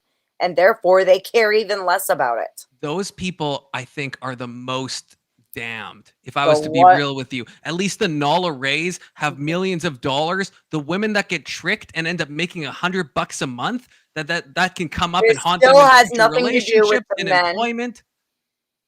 This goes right back to having nothing to do with the men. We keep straying off the topic, hon. I don't think I'm trying to go into your I wanted to talk about patriarchy in general. You wanted to talk about the modern day. We're talking about the modern day. I'm going into your OnlyFans thing, which I don't think is a result of the patriarchy. I think under the patriarchy, we wouldn't even have OnlyFans at all. I know, but I'm saying that's the stuff that you're talking about. That's the feminism that you're talking about. You were talking about the corrupting influences of feminism and I brought up basic even materialism and the ideas that, you know, families don't need to stay together. These are the things I brought up in my opening. I know, but I'm saying you would acknowledge surely the sexual, I mean, I don't think I need to walk you through this, Beth, but obviously the sexual liberation of women, that's what led to our third wave and fourth wave feminism, which is why we have stuff like OnlyFans. So I'm going down that road. I'm going down that road of how feminism has corrupted the patriarchy and who suffers more. And even under that lens, it sounds like you can't give a good argument how men suffer more because the men are just the people purchasing the pornography and the women are the one who are acting in it and who are splattered on the internet. They now consider porn addiction to be a really serious problem for men. Okay, where it changes their ability to even enjoy sex. Okay, so that is a real thing. So again, you're acting like, oh, the women have it worse. I'm telling you, because the society encourages the behavior and there is such a limited shame anymore, it's not like that. And when we're talking about men suffer, do men have it harder under patriarchy? That was the prompt. Yes. The bottom line is that there's freaking probably at this point millions of men who are being sold a fake bill of goods, who have their families getting tainted by society and manipulated. And I'm going to start going into a closing here in a minute. You've already agreed with me that, you know, men do suffer under this. And it is a matter of they actually do have it harder for the simple fact that most women don't feel any shame about this. And I don't understand how we're talking past each other. I really don't. I don't understand either, because I think both genders suffer in today's society, but I think that women women suffer exclusively because of patriarchy, and you haven't given me a single example, and I've asked you repeatedly on when do men suffer because of patriarchy. They might suffer in spite of patriarchy, which is situations like porn addiction. That's in spite of patriarchy, but it's not because of it. And if you don't have one, that's fine. You can say that's not the prompt. But I'm just curious if you have a single example where men suffer more because of patriarchy than women. Men have it harder under. This is like the 10th time I've said it. I'll try to listen for the 11th then, Beth. I'll really try. Listen on. Yeah. Men have it harder under patriarchy because they have the patriarchal duties and then they have the additional new expectations that are put on them that have come with modernity and the poisoning of our society. Okay, so you're not answering my question. To be clear, they fucking allowed. You're not. So again, you're not answering my question. I said, is there an area? Women don't know how I can be more women clear. Don't have. Do you have an example where men suffer because of patriarchy? I could steel man your position, Beth. I could give you reasons where I think men suffer more. Male disposability. There you go. You want me to throw you a freaking lead? Male disposability. I'm trying to get something going here. Yes, I brought this all up. That was part of the whole patriarchal expectations that I brought up. Exactly. That's what I want. That's what I want to ask. Women don't have those patriarchal duties. They don't have those expectations. Right, but they have similar expectations. Right. So men are carrying a double duty load here. Well, no, I mean women and men both have responsibilities under a patriarchy, right? Maybe we could move into whose is worse, because women bearing children, women taking care of the children, that's a massive duty. That's the backbone of civilization, right? I mean, they're raising both genders. The woman being at home is raising both the females and the males. Not anymore, but they should be. I know. We're talking about under patriarchy.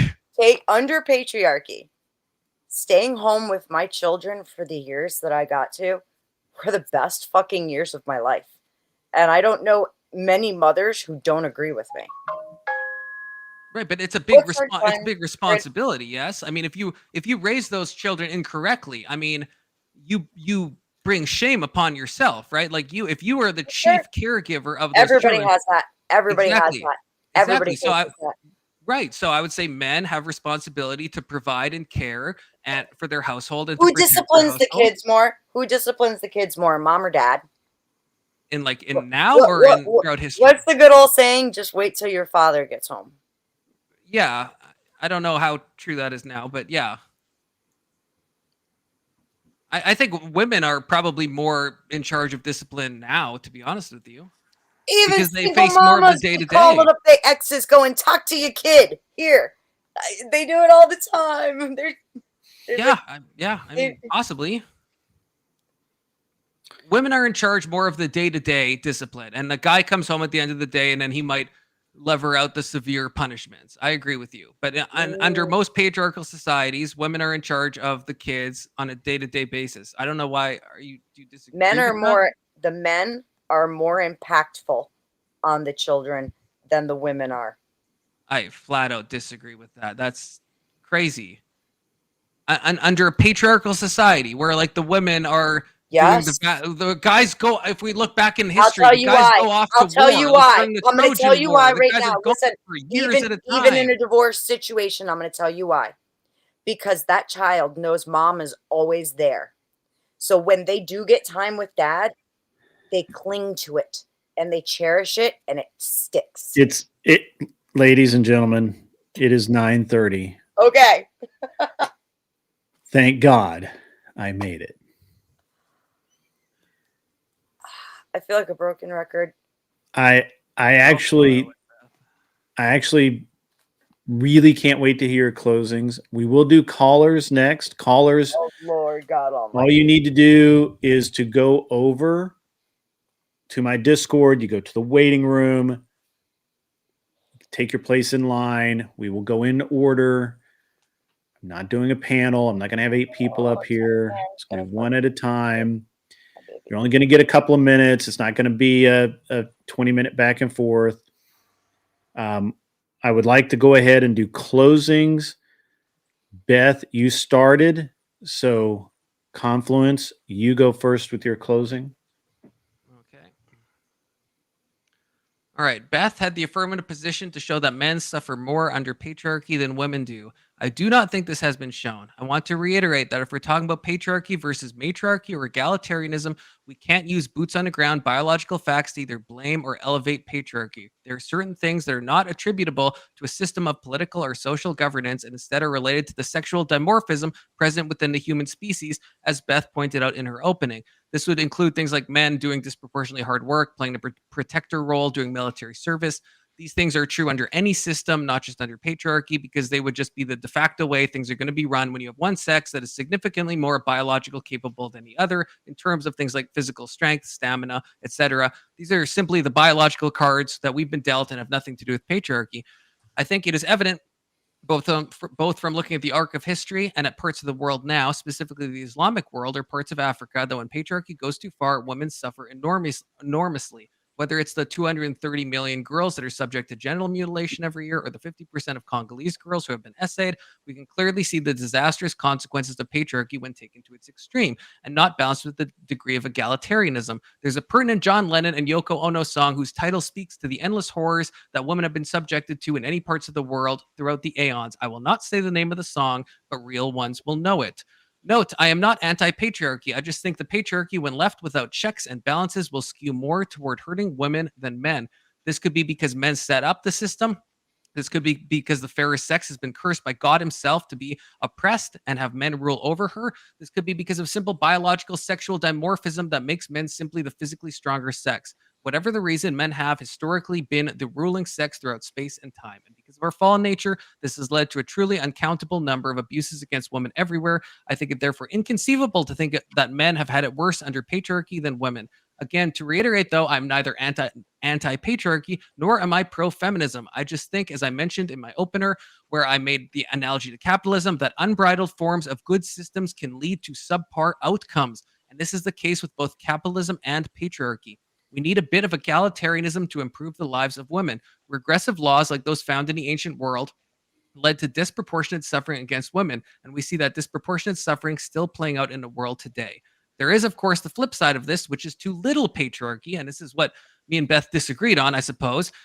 This has resulted in the breakdown of the nuclear family, a rise in divorce, a rise in single-parent households, sites like OF seeming like good career opportunities, genocidal levels of abortion, and everybody being incredibly depressed and heavily medicated. This is why I am not anti-patriarchy.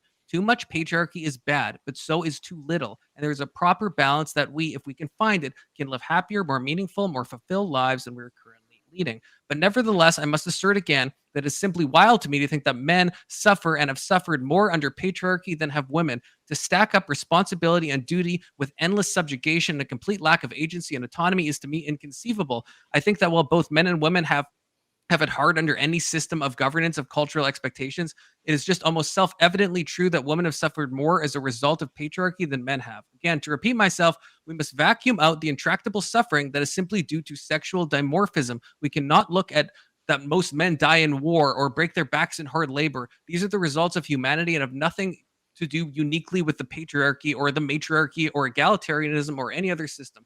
Conversely, the suffering women undergo is, to a large extent, because of the patriarchy. And this is why I asked Beth repeatedly for examples of when men suffer because of the patriarchy, and I don't think I've heard one yet. On the other hand, I hope I've demonstrated that the suffering men undergo it is not because of patriarchy, but is simply in spite of it or due to other things like progressivism, postmodernism, or egalitarianism. Okay, that was well within time. Beth, whenever you're ready. First of all, you have horrible taste in music. Um, sorry, joking. I'm joking. So my opponent keeps going back to this is all in. First and foremost, I want to reiterate the prompt that we said at the beginning. We said it again. Men have it harder under patriarchy. He wants to know if it's in spite of and not because of. And keeps going back to the idea that the duties would still be the duties no matter what sex you are, okay? No, I didn't write an opening. I'm not sure how he wrote that so fast.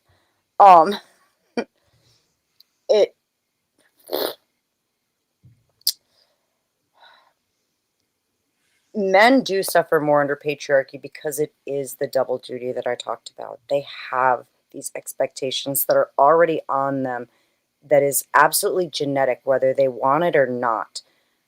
This is something that has been ingrained in men since the beginning of time to do these things for their family and for their communities. And yes, you're right. There's a lot of backbreaking labor involved. They become disposable when it's times we're in times of war. And really, in a lot of ways, they miss out on a whole lot of the family stuff because they're never there because they're trying to take care of the family. This does not, motherhood is not an oppression of women. And society has not been oppressive of women in the way that you suggest, at least not here in the United States. And again, that has a lot more to do with our foundations, which began out as Christian patriarchy. And that was the goal of this nation. I can't speak to what happens in Congo because they started on a completely different platform with a completely different God and a completely different demands put on their lives. Okay, we don't even have like the same wildlife. And so it's a completely different environment. So I can't speak to it. Would it be good for them to change? Absolutely. And I think just like how we see Christianity spread throughout the world, this is something that should happen. But the problem still within our own borders comes down to the fact that men have become the second-class citizens. It's not women that are. Women feel no shame. They're not taught any shame. They're raised to be princesses from the time they're little girls watching Disney movies. And dads do a great job because they love their daughters and they want them to be happy and have the best of everything. Unfortunately, the input from media as they grow up only morphs and twists that into something where sometimes they do become monsters. As far as men, as far as the abuse against women, I think that you can't even account for the abuse that happens against men because men don't report it. They do feel shame in those kinds of things happening to them because they have honor and they have integrity. And why would they want to admit that? So I don't think that's a factor that either of us could put in there. And other than to say it does happen and is probably another contributing factor to why men are so unhappy. At least, I mean, women, they talk about how unhappy they are. Men have to be stoic, whether they like it or not, whether they want to or not, because otherwise they're weak.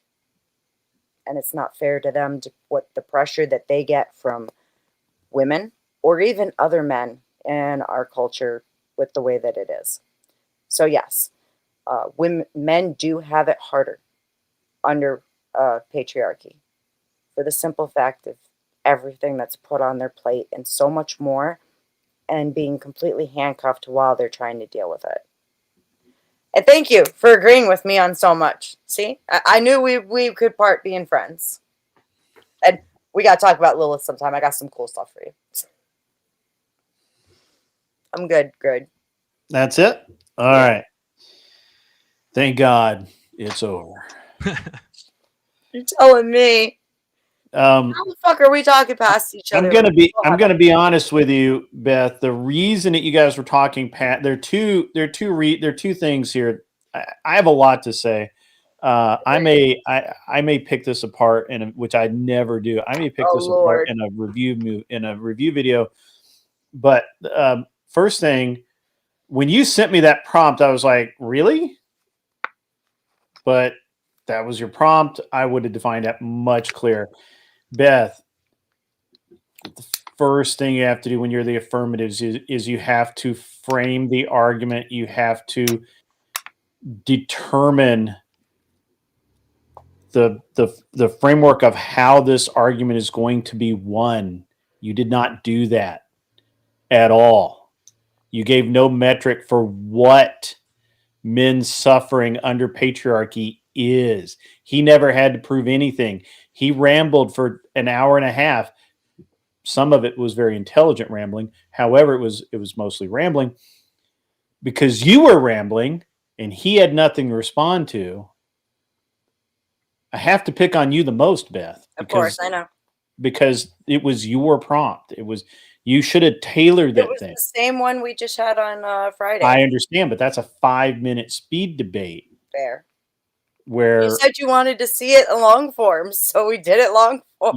Yeah. I was really surprised that you did it the way you did it. I was very surprised. Now, if I wanted to try to frame what you were saying, I would have first of all, I would have clearly defined we're talking about men have it harder under patriarchy. We're talking about in modern times. And we're talking about the way that they suffer individually or as a group as a patriarch. This is something that you left out of every sentence. You always said men do this, men do that. We don't care what men do. We're talking about patriarchs in their daily lives, dealing with their families, dealing with their jobs, dealing with the world. Nobody gives a fuck what men do, Beth.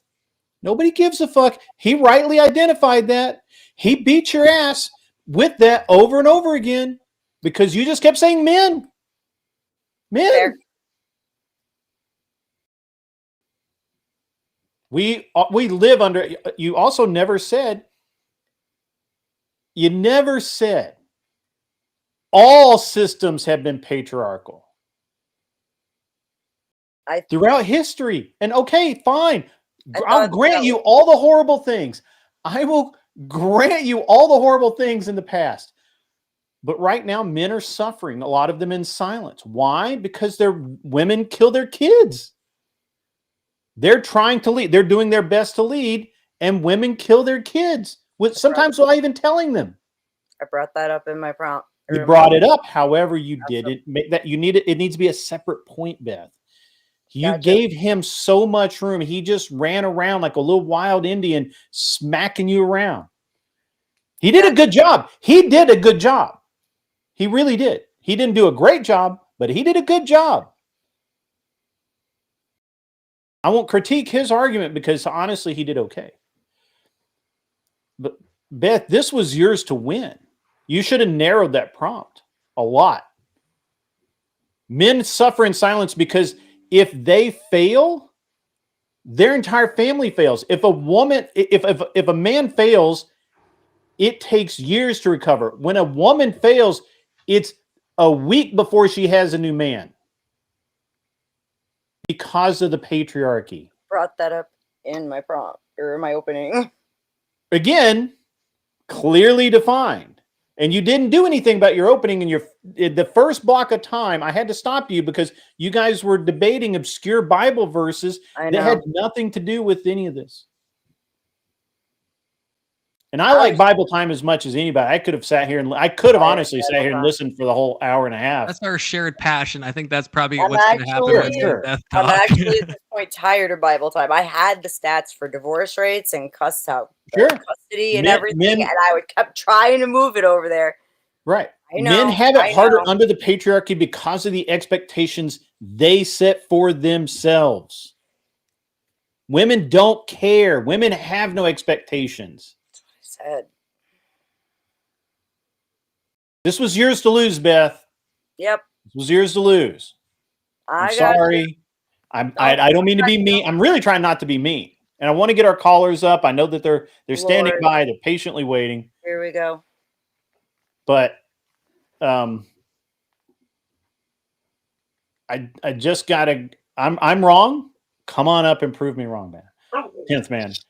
You just go over and get the prompt. Yeah, I think you're third in line right now. Confluence, you got really lucky in a lot of ways because literally she just wasn't. She didn't prepare properly for this. I don't know why. I just feel like that you guys. And the thing is you were so close to each other that you kept talking. You were talking kind of past each other. He conceded to so many of my points. Right, but it doesn't matter. Just like 10th man saying that one point this dude made was valid, it doesn't matter because Beth never made a solid case for what she was doing. And he could simply say, yeah, but the patriarchy has been bad. The patriarchy out of control is bad. Sure, anything out of control is bad. You absolutely just grant that right out of the gate. Yeah, sure, anything out of control. I understand that, but he kept bringing it up, and you didn't say, hey, I've already talked about that. Let's move on. I did say that like twice, Grid, like twice. I said that at least twice. Yes, I did. I told you. I said we had a whole thing where I said I already granted that. I understand. I heard that. I did hear that. But again, the main point is in today. Honestly, you kind of lost it in the prompt. And then you lost it in your opening because you really didn't define anything. You didn't force him to define anything, except when you started going into the Bible verses and going back into Neolithic, times that we don't care about. Like, everything for modern. I got you. And I was trying to pull him over here. I know we both love Bible time. I do so much Bible time for Vibe. I'm tired. I was actually like, I got the Pew stats. I got this. I got that. Yeah. I really feel like that it's this one, honestly, I felt like this was yours to lose, Beth. I really felt like that you were going to do a lot better on this, but I just feel like that you just you got, as he himself said, you got lost in the sauce, and I don't know. It was just very strange. Anyway, go ahead, bring him up so they can kick my ass.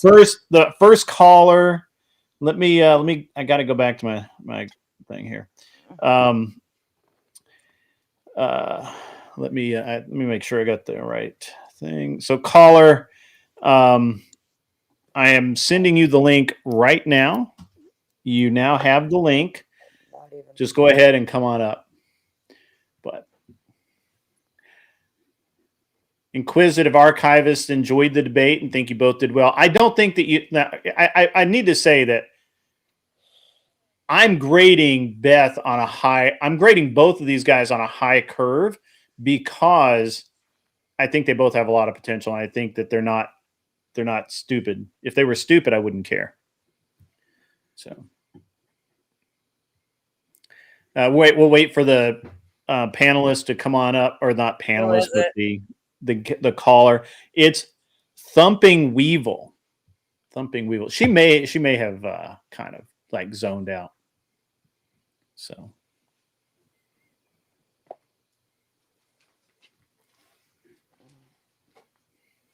Salem witch trials. Wait, he asked where it got moved into the U.S. I brought up the very first. Patriarchy got moved into the U.S. with the Pilgrims, baby. Patriarchy has been a part of patriarchy. That was the point I made. It's literally the form. It is literally in it. It literally it is everything in the world. There is no. You know. Remember, I am the patriarchy.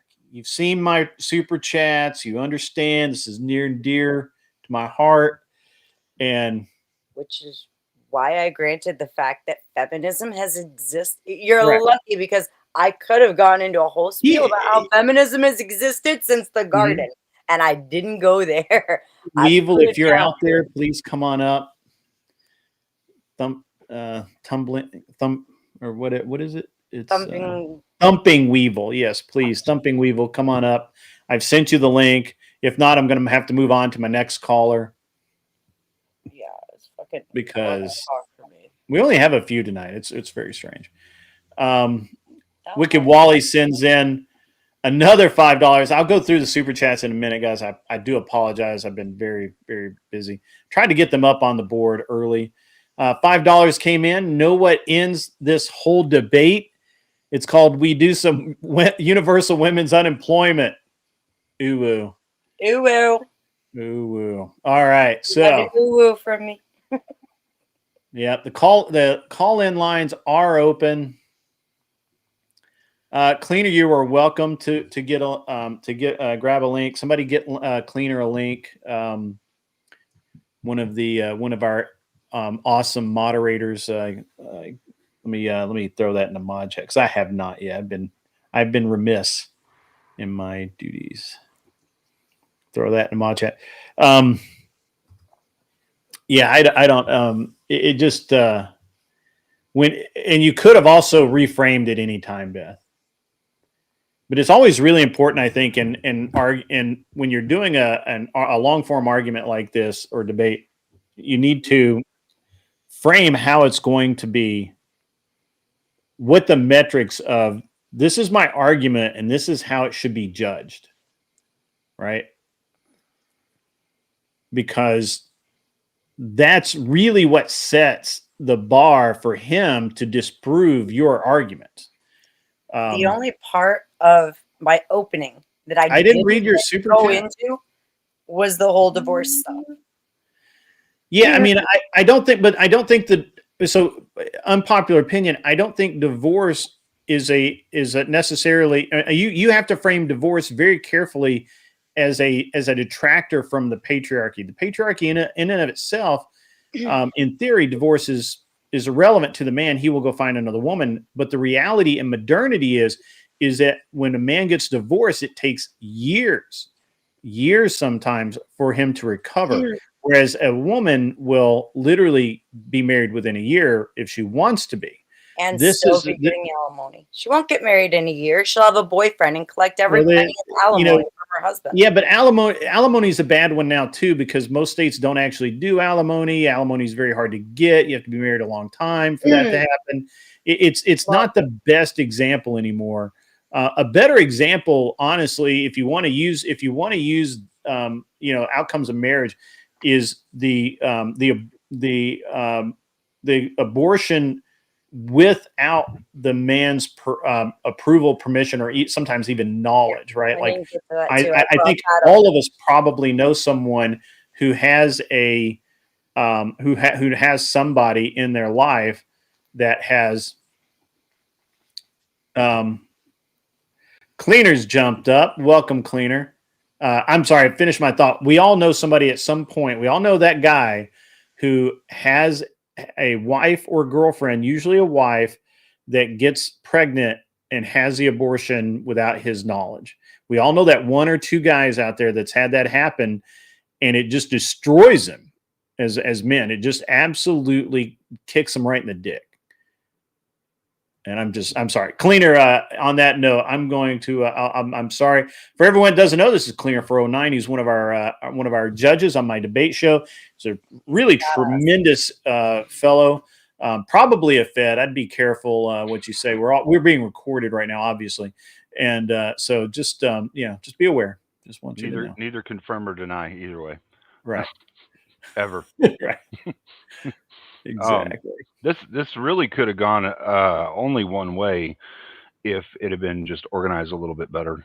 But I mean, as far as the two debaters, there's absolutely no question in any metric, any kind of relevancy to humanity, which side, whether it's women or men, who are more oppressed and more damaged by patriarchy long term. As far as history is concerned, men have always been the disposable class. We will always be the disposable class because we try to protect our women. It is within our biology, and part of our biology is the patriarchy. Yes. We adhere to these hierarchies within each other because that's what we are biologically programmed to do, so that we can all survive and reproduce.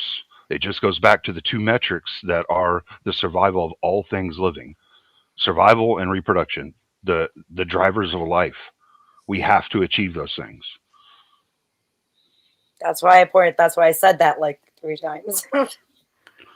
At least.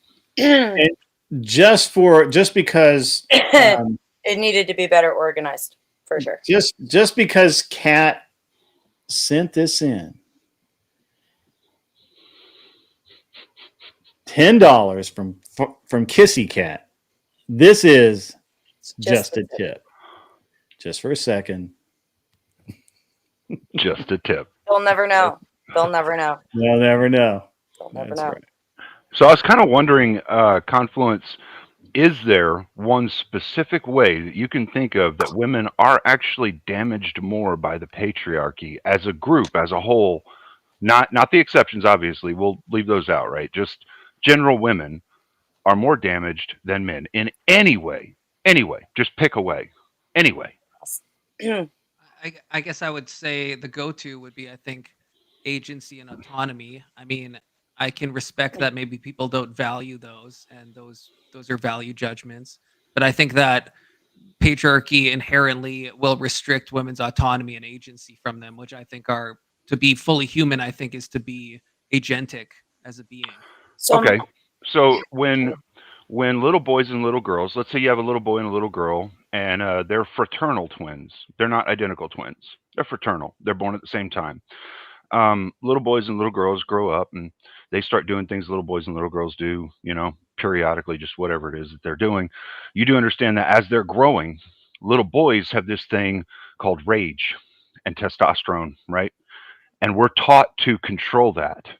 From a very young age, we are specifically pointed out and oppressed against, because we're not allowed to engage in this raw emotion that we should engage in at some point periodically, so that we can control it correctly. But right now we're not, and so people don't know how to control it, and it gets out of hand. You do see that in society, don't you? Sure. Yeah. So you understand that from a very young age, we are socially oppressed. That's all men on the planet. That's not just some. We all have this to some degree. Right. I think we have to. Yeah. I think we have to in some ways cauterize some of our more basic instincts. Yeah. And so what would you say that women would have on their side from when they're children that they would be taught not to do, that could be so massively damaging to society as for all men to lose control of their anger? Well, I guess I mean, this was kind of, maybe this was a problem with the prompt, but this is why I tried to disambiguate biology from patriarchal systems, because what you speak of, Cleaner, that applies to any society, patriarchal or matriarchal. Like if we replaced it with a matriarchal system, equally, men would have to suppress their rage-inducing stuff. And so that's a problem. That's not a unique thing to patriarchy. So I took the prompt as I like, how are agree. men However, suffering under even patriarchy? But that's just even like men suffering in general. Yeah. even if there was a queen, it wouldn't matter. She would appeal to the patriarchal structure of men in order to enforce anything. And therefore, yes, she would still have to live by this metric of men controlling their anger. So, Right. what could women have that they are oppressed by from a very young age? From the first, like when they're little and they're taught, you're not, like little boys are taught, you're not supposed to hit girls. You're not supposed to do that to girls. What do little girls have that they're taught that is as damaging as all men losing their anger? Because this is something that over time, it doesn't matter which is the very head of the leadership. This is something that everyone understands. Men have to control their anger. We all have to. We know we have to. We're very deadly and damaging creatures if we don't. Yeah. But I guess, yeah, if the prompt was just who has to control their biology more, I mean, you're not going to catch me It's disagreeing not. with you. This is the thing though. It's not based off the biology. It's based off of the social construction we have in society, because as a society we understand men are capable of this thing.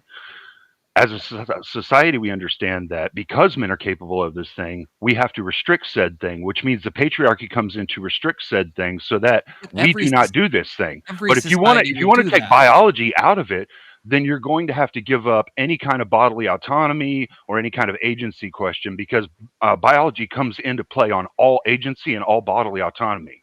Well, that's kind of my point. My point is, under any society, it doesn't matter how egalitarian it is, you're going to have a percent of men that have anger issues and that have to control their rising levels of testosterone. Like male rage isn't an issue distinct to patriarchy. It's, as you agreed with me, it's an issue No, that every society has to contend what I'm with. saying is not that it's an issue that is based on only patriarchal structures. I'm saying it is an issue that patriarchy is teaching us that we have to oppress this behavior in a bad way right now. And it always kind of has over the ages. It just teaches you the most horrific ways to try and control it, which is squeeze it down, hold it. Don't let it out a little at a time. Don't slowly let the Pepsi bottle empty out, but keep it inside you. Don't talk about it. Don't let it get out into the public, and then one day you fucking explode. When you say that's more like modern day stuff, like I feel like if we No, look at I like wouldn't. Greco-Roman No. times, I feel like their Nope. expressions of masculinity was very celebrated. Yeah, their expressions of masculinity, as in the masculine form, might have been celebrated, but that wasn't amongst the Well, and the rabble, anger, like the the common gladiator day stuff. people. That would The be amongst no, even there, the gladiators. The only times they were allowed to touch their weapons were when they stood in front of the iron gate and they were about to go out. Any other point in time, if they tried to touch a weapon, they had their arm True. chopped off or killed. Right, And but I'm most of talking them like were even forced into wrestling. that. Like They were- like the whole boys will be boys thing that was But do you true not through think most that's of an oppression of history. the patriarchy, even within the gladiatorial arena? They're not even allowed to touch a weapon or lean towards one. They would be fucking killed. I think that's just a Is that an necessary oppression? no, I think that's how you have a functioning How is that society. necessary? If You you have can't one have gladiator at a gate and you have 10 guards or 5 guards or more than one guard, even, it doesn't matter. Like that guard already has a weapon. He's ready to chop. The guy just leans towards a weapon. He gets killed or arm taken off or whatever. I mean, it was unforgiving. I mean, Is that not an oppression? I mean, I losing an don't arm feels oppressive to me. I mean, you have to have a way to control society, and men can be aggressive. It's the same with firearms in modern day Yeah, society. If you have like young boys that are reaching for guns, you have to stop them right. from grabbing those guns because they're not in control of their emotions and testosterone, and they could shoot somebody. So yeah, you have to be harsh against them. I don't think that's oppression. I think it's just a sensible way to run any society that you want to flourish in the long term. But grown No, men have reached that as well because they have these expectations over them. And the only outlet would end up being to freaking go to war. And it's just like how you agreed with me that abortion is like, you wanted to stick to birth control. Yeah, no abortion. Yeah. Okay, but then you want to try autonomy. Yeah, give me 1 second here, guys. First, Glenn, if you are out there, you are next, and I need to. If you're going to come up, I need you to come up because I got other people I got to cycle through. So, yeah, I think you both did fairly decent tonight. I think you could have been a little more organized. Both of you really. And I think you both are capable of doing a little bit better than what this was, but it was pretty good still. I enjoyed it myself. Thank you, cleaner. Um, I value he- your opinion, sir. I do. Glenn may be not listening. Give me 1 second. In the meantime, Grave Walkers, I've noticed your post tonight. I'm not familiar with you. Would you mind terribly introducing yourself? That would be awesome. Yes, 10th man, if you want to go ahead and jump up on the and hang out in the basement, that's totally fine. Grid, I got to So- take 2 minutes to go to the bathroom, if that's okay. Yeah, man, go ahead, take a break. Yeah, me too, real quick. Sorry. Yeah, we'll see you both later.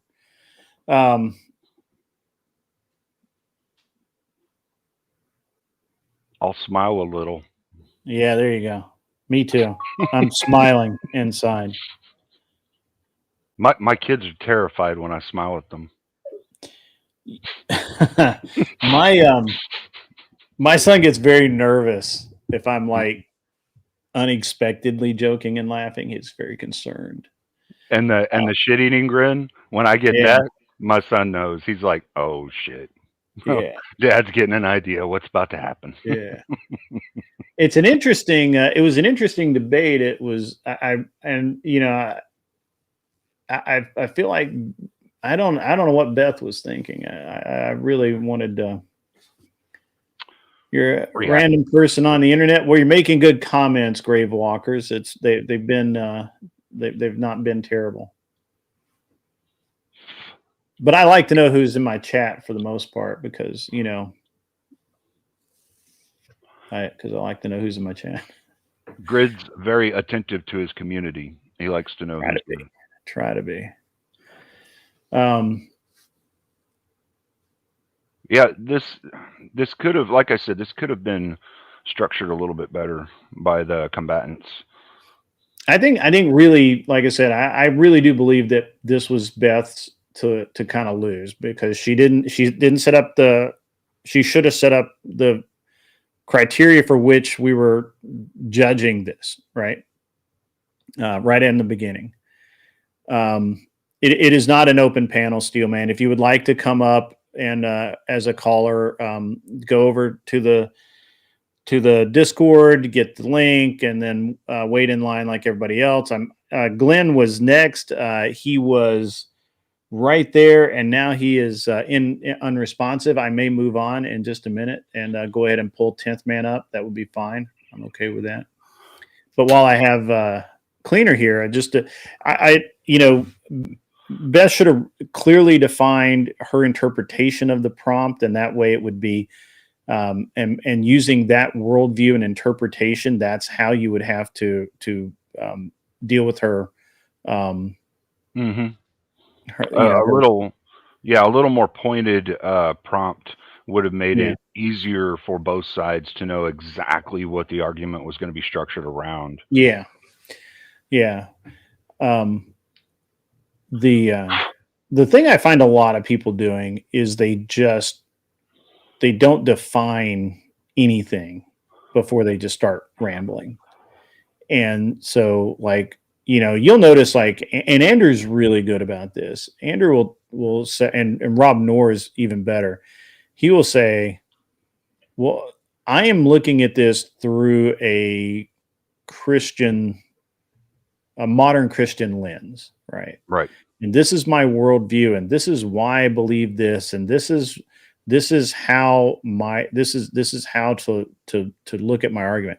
And then if you try and move him out of that worldview, then he starts performing an internal critique to determine whether or not you can move him off of that worldview, right?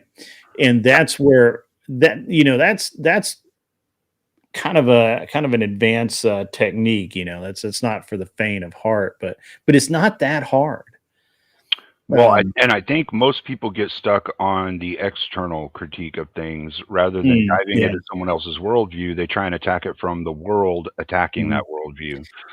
Yeah, but this is the thing. So let's just say that Beth had actually said, I'm looking at this from a modern woman's Christian worldview of the patriarchal men in my community and that I've observed through the world. Throughout my daily existence in this world. That clearly defines, very clearly defines what her viewpoint of what patriarchy is going to be. And then when she says that, now when she says, well, now this is what I observe. This is my argument. My argument is that men have it really bad because women are killing their kids. Women take their money. Women are refusing to submit, properly submit, and be led or have that model of leadership. And this is what is corrupting our society today. I mean, all of those have been great points to make. And that would have forced Confluence. None of his arguments that he had to start with would have addressed any of that. He would have to try and make an argument to change her worldview, which he would have to change that metric, right? And say, well, I understand that you're looking at it from a Christian lens, but we need to look at it from this point of view. And she would have to concede. If he wanted to attack it genuinely, the way that you just framed that, I had 4 things that came right to mind to attack it directly from that Christian lens. Within the patriarchal structure that we have, do you not believe that women are being brainwashed into doing OnlyFans and believing they can get away with this kind of bullshit behavior? And do you not believe that under the patriarchal structure that we have currently, that women have been kind of glorified for doing the most degenerate and horrifying things that men have ever done? And like I thought of 4 whenever you said the prompt, and that's why I say the prompt, like you said, the prompt, when you have a very pointed one, much like a gladiator sword, when it's very sharp, people know what end you're going to hit with. But when it's very dull and it doesn't look dangerous, people don't know what side you're going to swing at them. Yeah, you really have to do that. You really have to deal with the worldview. And again, it could have gone better. Cleaner, if you want to take a minute, I got to bring up the next guy. So absolutely, thanks for having me up. Thanks, man. All right, let's see. We got the mighty Glenn Lawrence. 10th man, you're next. I see you in the back. Just bear with me. Glenn was in front of you. Glenn, how are you, sir? I'm doing well. I'm doing well. How are you doing, guys? I'm doing great. Good. That was a rough one. Wouldn't you guys say? Would you guys agree that was pretty rough? I had fun. Yeah. So first, let me say this: like, there's always and ever will only be a patriarchy. This idea that there's this shift in egalitarianism, no, it's still backed by the structure of a patriarchy. So it's just the question is, are we going to have a good patriarchy or a bad patriarchy? Are we going to have a strong patriarchy, a strong benevolent patriarchy, or are we going to have a weak, spineless patriarchy? But there will only be a patriarchy, and it just depends on what type of leadership we're going to have. And I think that's what we need to realize. And that's why I said the entire thing is a pipe dream that has just been poorly encouraged. If I can ask, by the backbone, because I think I would agree with you if I'm interpreting you right. Like, you're always going to have men doing the majority of like the infrastructure. You're always going to have men doing the majority of the military service. Well, let's just be honest. Men built everything. Yeah, I completely agree. But I would say, I guess, if we get to a point where we have like 50%, let's say, senators that are female, to me, I would start to say that's pretty egalitarian. Even if the men are still the backbone at the base of society, if we have, let's say we have a female president, we have 60% female senators, that starts to feel egalitarian to me at that point, even if the backbone is still men. I mean, what it feels like, that's only until men decide not to obey. If they decide to rebel, then there goes that whole pipe dream of, oh, we're an egalitarian. Right, but I feel like that's Andrew Wilson kind of brings that up a lot. But the fact is, like, people don't act based on their gender. I mean, like, yes, if all men got together, they could take away women's rights. I mean, that's unequivocal. But like, that's people don't behave like that, just like psychologically. So I agree with you in theory that all men at any point could regain the entire patriarchy. We have the power, we have the ability, we could do it, but it's not going to happen though, right? Like because people have different Well, loyalties hold on. and different things. Hold on, but it has happened. Islam, the Middle East, it has happened. Yeah, Right. this Women idea have that, like, women had no rights. Women were stoned in the street. Women were they literally had this pop singer come go back to was it Lebanon? It wasn't Lebanon. It was somewhere in the Middle East, and I know what you're talking about. she Yeah, was I told forgot. not to go back, and she was stoned to death in the streets. This is in modernity. It's just like 10 years ago. Yeah, And she and was here's the other warned. She thing. was warned that if she went back to her homeland, man, was it Jordan? I really wish I I know could what you're talking remember. about, but I can't remember the country either. Yeah, I Yeah. think it was Jordan though. I want to say it was Jordan, but and I could be wrong. But like here's the other thing. He said like we could never like take away women's right to vote, or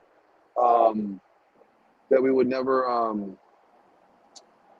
oh, what did you say it was? You said like we're not going to be able to repeal the 19th or get them out of the workforce. Well, we already did that at one point because they weren't already in the workforce and they didn't have the right to vote until we gave it to them. So since they didn't have it, we could always take it back.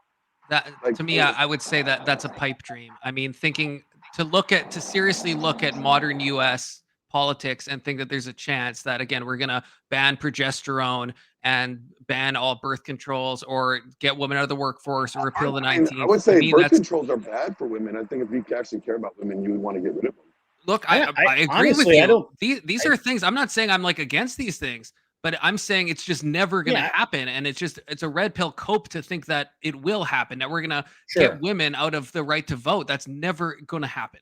It's just not. Well, actually, I would think that is something that could happen. However, I don't not think gonna that just be banning women. birth control is that. I honestly, I don't think that's far a stretch right now, because the way that it's going and the way that all of these women's issues that are being traced directly to birth control and the hormones and the chemicals and whatnot that women have been taking over for years and years. It may become medically banned. Like it may, once this stuff's really reviewed and really critiqued and actual lab studies done, it could be bad. I mean, a lot of this stuff's really bad. Like my ex co-host, Kat Katibi, went down the rabbit hole on all of this birth control stuff, and a lot of it should just outright be banned because it is horrible for women. Horrible for them. Yeah, oh yeah, it's terrible. I mean, like the what it does to their brains is like, alone is bad enough. And then what it also does to them, like in relationships, like it puts them in the state of like they're not, like they think that they're pregnant, or their body acts like as if they're pregnant, right? So then when they get off birth control, they end up like not liking their husband. You know what I mean? Like, yeah, that's happened. There's Yeah. physical I've seen that effects. I happen. think one of the main risks is blood clots. Like that's that's the another risk of one. blood clot is That's a very huge high with one. birth control. Yeah. So I mean, if we actually cared about women, and this is what the patriarchy actually benefits women more than anything, because it actually really is designed to care for them, to protect them more than anything. Like, like, oh well, women didn't have the right to go to work. No, they didn't. They didn't have to go out there. They didn't. But they often did. I mean, the reality is Yes, women have always worked. They've always worked to some capacity, but majority of the time it was outside of the home, from the home, like whether it's in their vineyard or if it was in their, their, like the Proverbs 31 woman. She bought a vineyard from all the things that she sold, the crafts that she created. Now, where I think Beth was wrong when she was talking about the patriarchy is that, what was it? Something I said earlier, and I said it in the chat, and I forgot it exactly. But feminism has been around since Genesis 3:16, when it says like the desire to control your husband, but he will rule over you. Yes. There you go. There's the inception of feminism. I was Right, trying 'cause at not to that go point- there for grid's sake. I'm trying not to. Well, I mean, it's just where you got to go. I know. Yeah, well, you didn't need to go back to the. You didn't need to go back in history anyway. That was not smart. But like the argument of, you know, who has it worse in modernity under, well, men have it worse under patriarchy, period. Because one, because it's designed to protect women, because it gives men that authority and the responsibility, regardless of whether men are being a good steward of this authority or responsibility. If it's not a good patriarchy, that falls on the man, and they have to face that consequence. And that's what we're dealing with now. Guys are complaining that there's no marriageable wives. Why? Because we failed. The patriarchy failed, and that's costly on men. Right? Men have made themselves superfluous with the advancements of technology. That is costly on men. That's part underneath the patriarchy. So, I mean, honestly, I think the patriarchy has protected and opened women's opportunities up much more than anything else. Yeah, that unfortunately wasn't the prompt though. So I thought the prompt was what was worse, men or women under patriarchy, right? No. That would have been a better prompt, but no, it was that men have it harder or some. I can read it Well, again. I think that's what I meant by worse, harder, Yeah, worse. Yeah, men have it harder under patriarchy. Well, yeah, I mean, when you are, when at the end of the day, when the responsibility falls on you, Yeah. well, you always gonna have it harder. Right, right. That was my point. Yeah, I mean, I understood what you wanted to say, but I understood that you did lean in that direction several times. I didn't hear you outright say that and then stick to it and stand behind it. What I heard, and I think what everybody else heard, was you would say something and then you would just kind of move on to. You've also, I don't know. I'll have to think about it more, but it seemed like it was lost in the sauce. Yeah, there was a few Also, times, Beth, I where, really like, got to you get were just- 10th man up here. He's been waiting, but go ahead, Glenn. Oh, yeah. Finish it. I'll go after this. Like, there was like 2 or 3 times that I remember that I ended up saying something in the chat because like you were like just not on it. I knew what you were trying to get at, but you were. Yeah, Glenn was not going there. nuts in the chat. He I really wasn't was. watching the chat. I couldn't do it. Like I started good, off good. and it was so distracting. Yeah, I don't was- watch I the think chat. it was Don't watch the it chat. was something. Oh, it was about the church. No, you said like Christian marriages are less than the divorce. I'm like, no, they're the same. There's something along the lines that like Christian. No, they're because- improving. No, they're not. They're not. They're equal to the non-believers.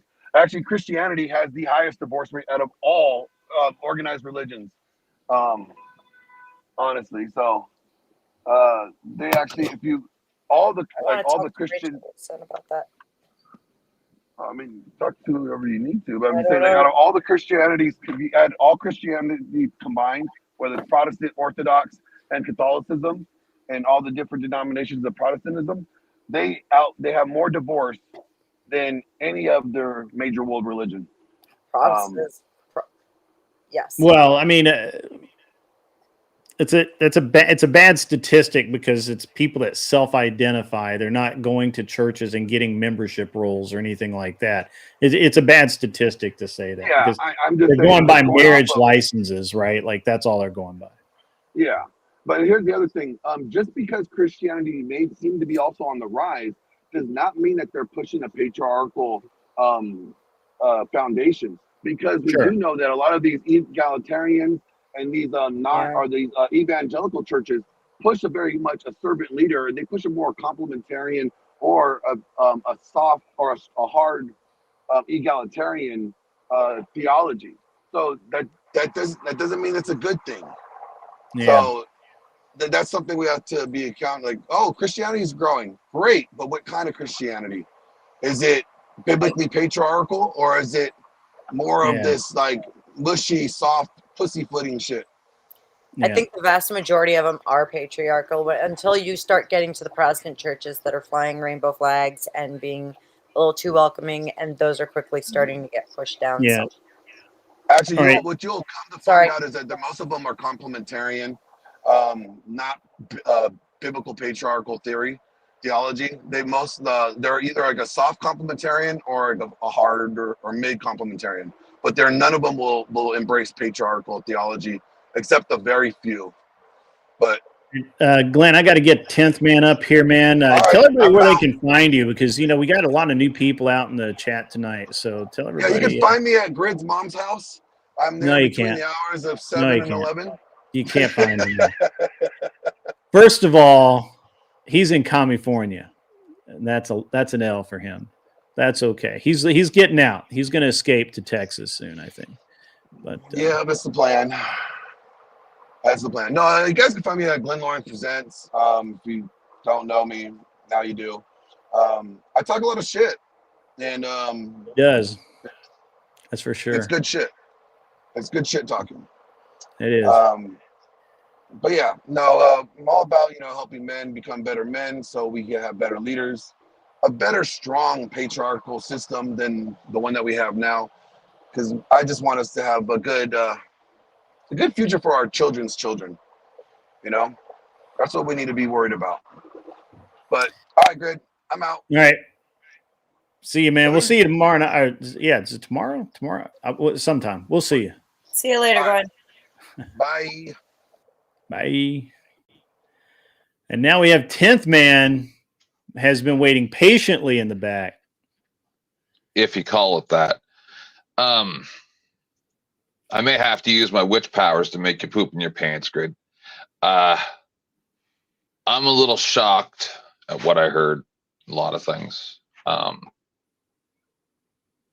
So, can you read the exact prompt word for word again? Because I'm trying to understand this. Let me reread the prompt. I have it right here.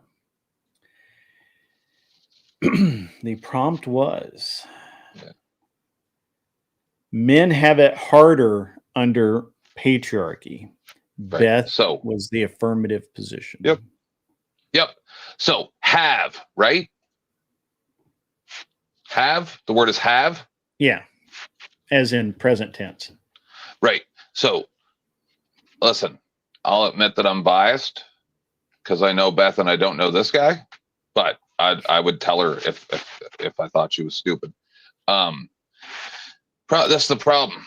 When the word is have, but he kept going to history, and she kept saying, but that's not what this is about, and then trying to bring it back, and he kept going back to history over and over because he can't argue anything other than what is factual.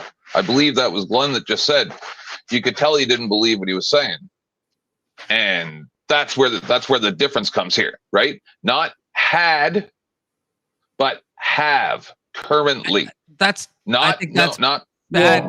I think that's a poor grammatical reading of that. I think there's multiple ways to read have. I think that's a simplistic way. No, otherwise it's have had. No, okay. that's just reductionist. Just to clarify, but it's also global. You would agree, even if I consent to what you're saying. Yes, that's still global. Have would still be Sudan. It would still be all of the Muslim countries. It's not localized to the United States.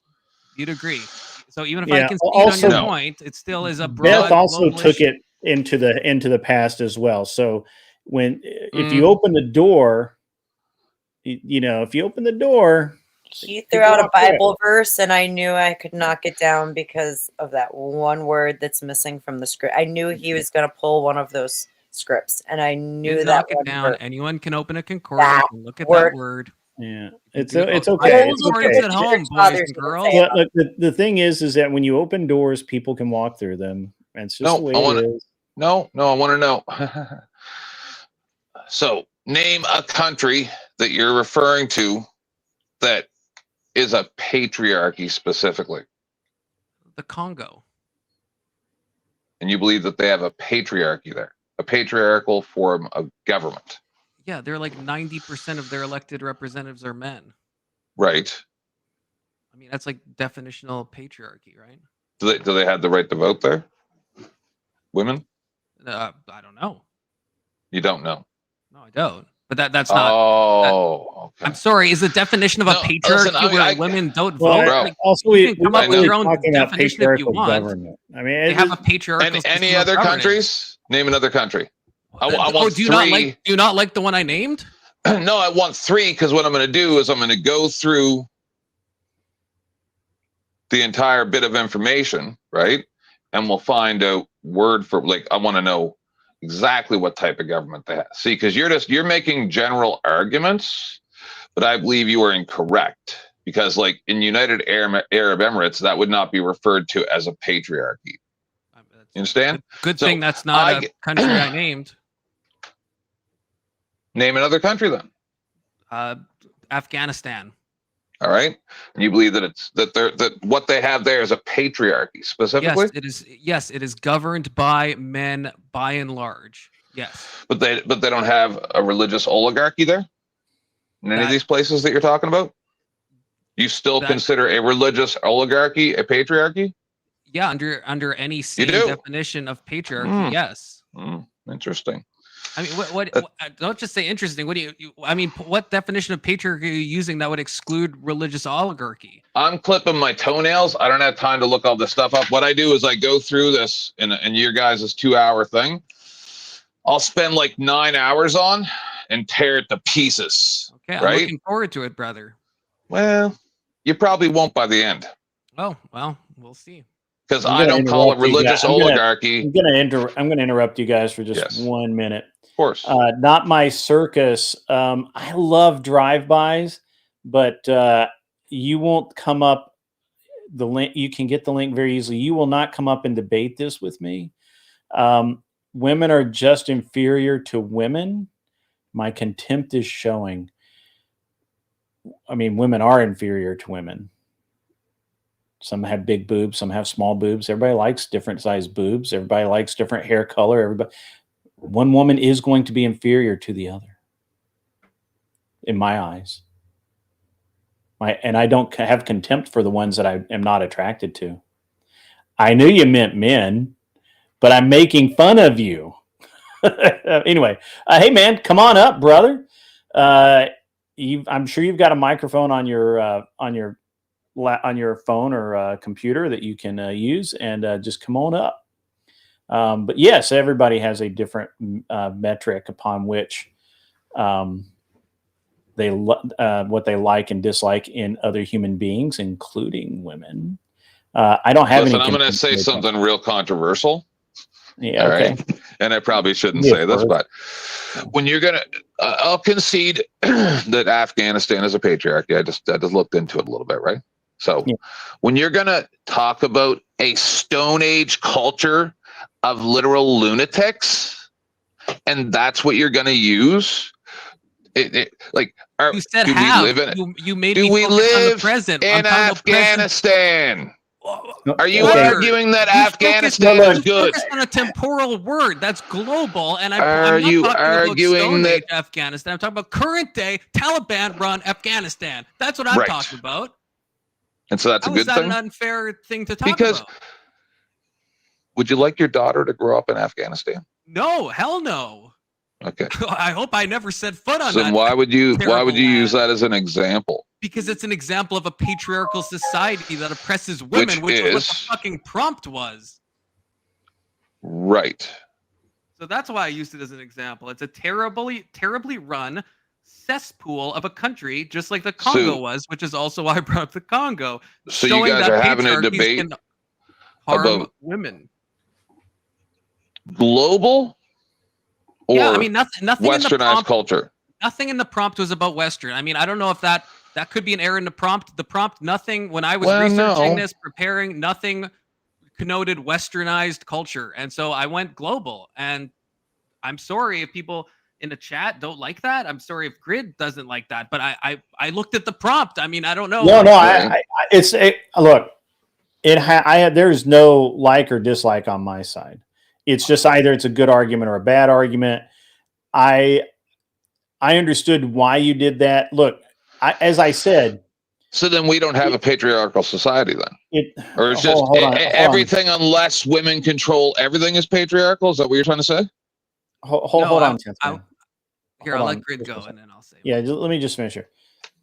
Beth opened the door to a lot of this in her opening, and and by not framing it in a way that pushed him to not go back in the past, to not, and then look, this was really Beth's fight to lose. She has she has a great understanding of the patriarchy.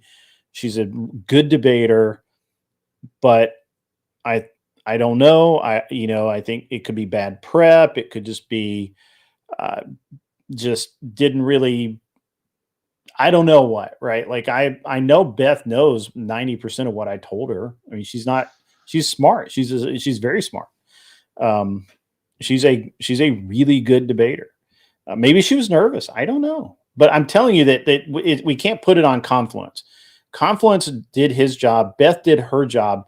Confluence was able to make the arguments he made because Beth didn't frame it. Hey, I'm looking at this through my Christian modern worldview lens. She could even have defined it as tightly as East Coast. I mean, I don't think she would have, but she could have, right? And then he has to break that down because everyone listening then has, okay, this is the argument. It's this. This is the framework in which we're working. We're not talking about California patriarchy. We're talking about Minnesota patriarchy or wherever the fuck, I don't know, New York. This is how you frame things. It's different than what we do in our normal argument on Friday nights. It's different than when you're doing a panel argument where it's just a bunch of people yelling at each other back and forth. This is a very formal thing, or not formal, but formal-ish. And Beth did a good job. I didn't say Beth didn't do a good job. I said this was hers to lose. And I feel like that she could have done so much more and really restricted Confluence to where he would have had to have admitted over and over and over again that, yeah, actually, that does happen. Men's children are killed without their knowledge all the time, despite their leadership, right? Under patriarchy, that happens, right? Because women lie. Men can't do anything about that. Men don't beat their wives, right? Under current patriarchy, men suffer a lot with the burden of providing for a family that's harder and harder to provide for every single day. And then they have to ask their wives to go work. Maybe they don't want to. Maybe their wife doesn't really want to work. I don't know. These are all arguments that Beth could have made, and it would have been. I think honestly, I think that Beth attempted to, but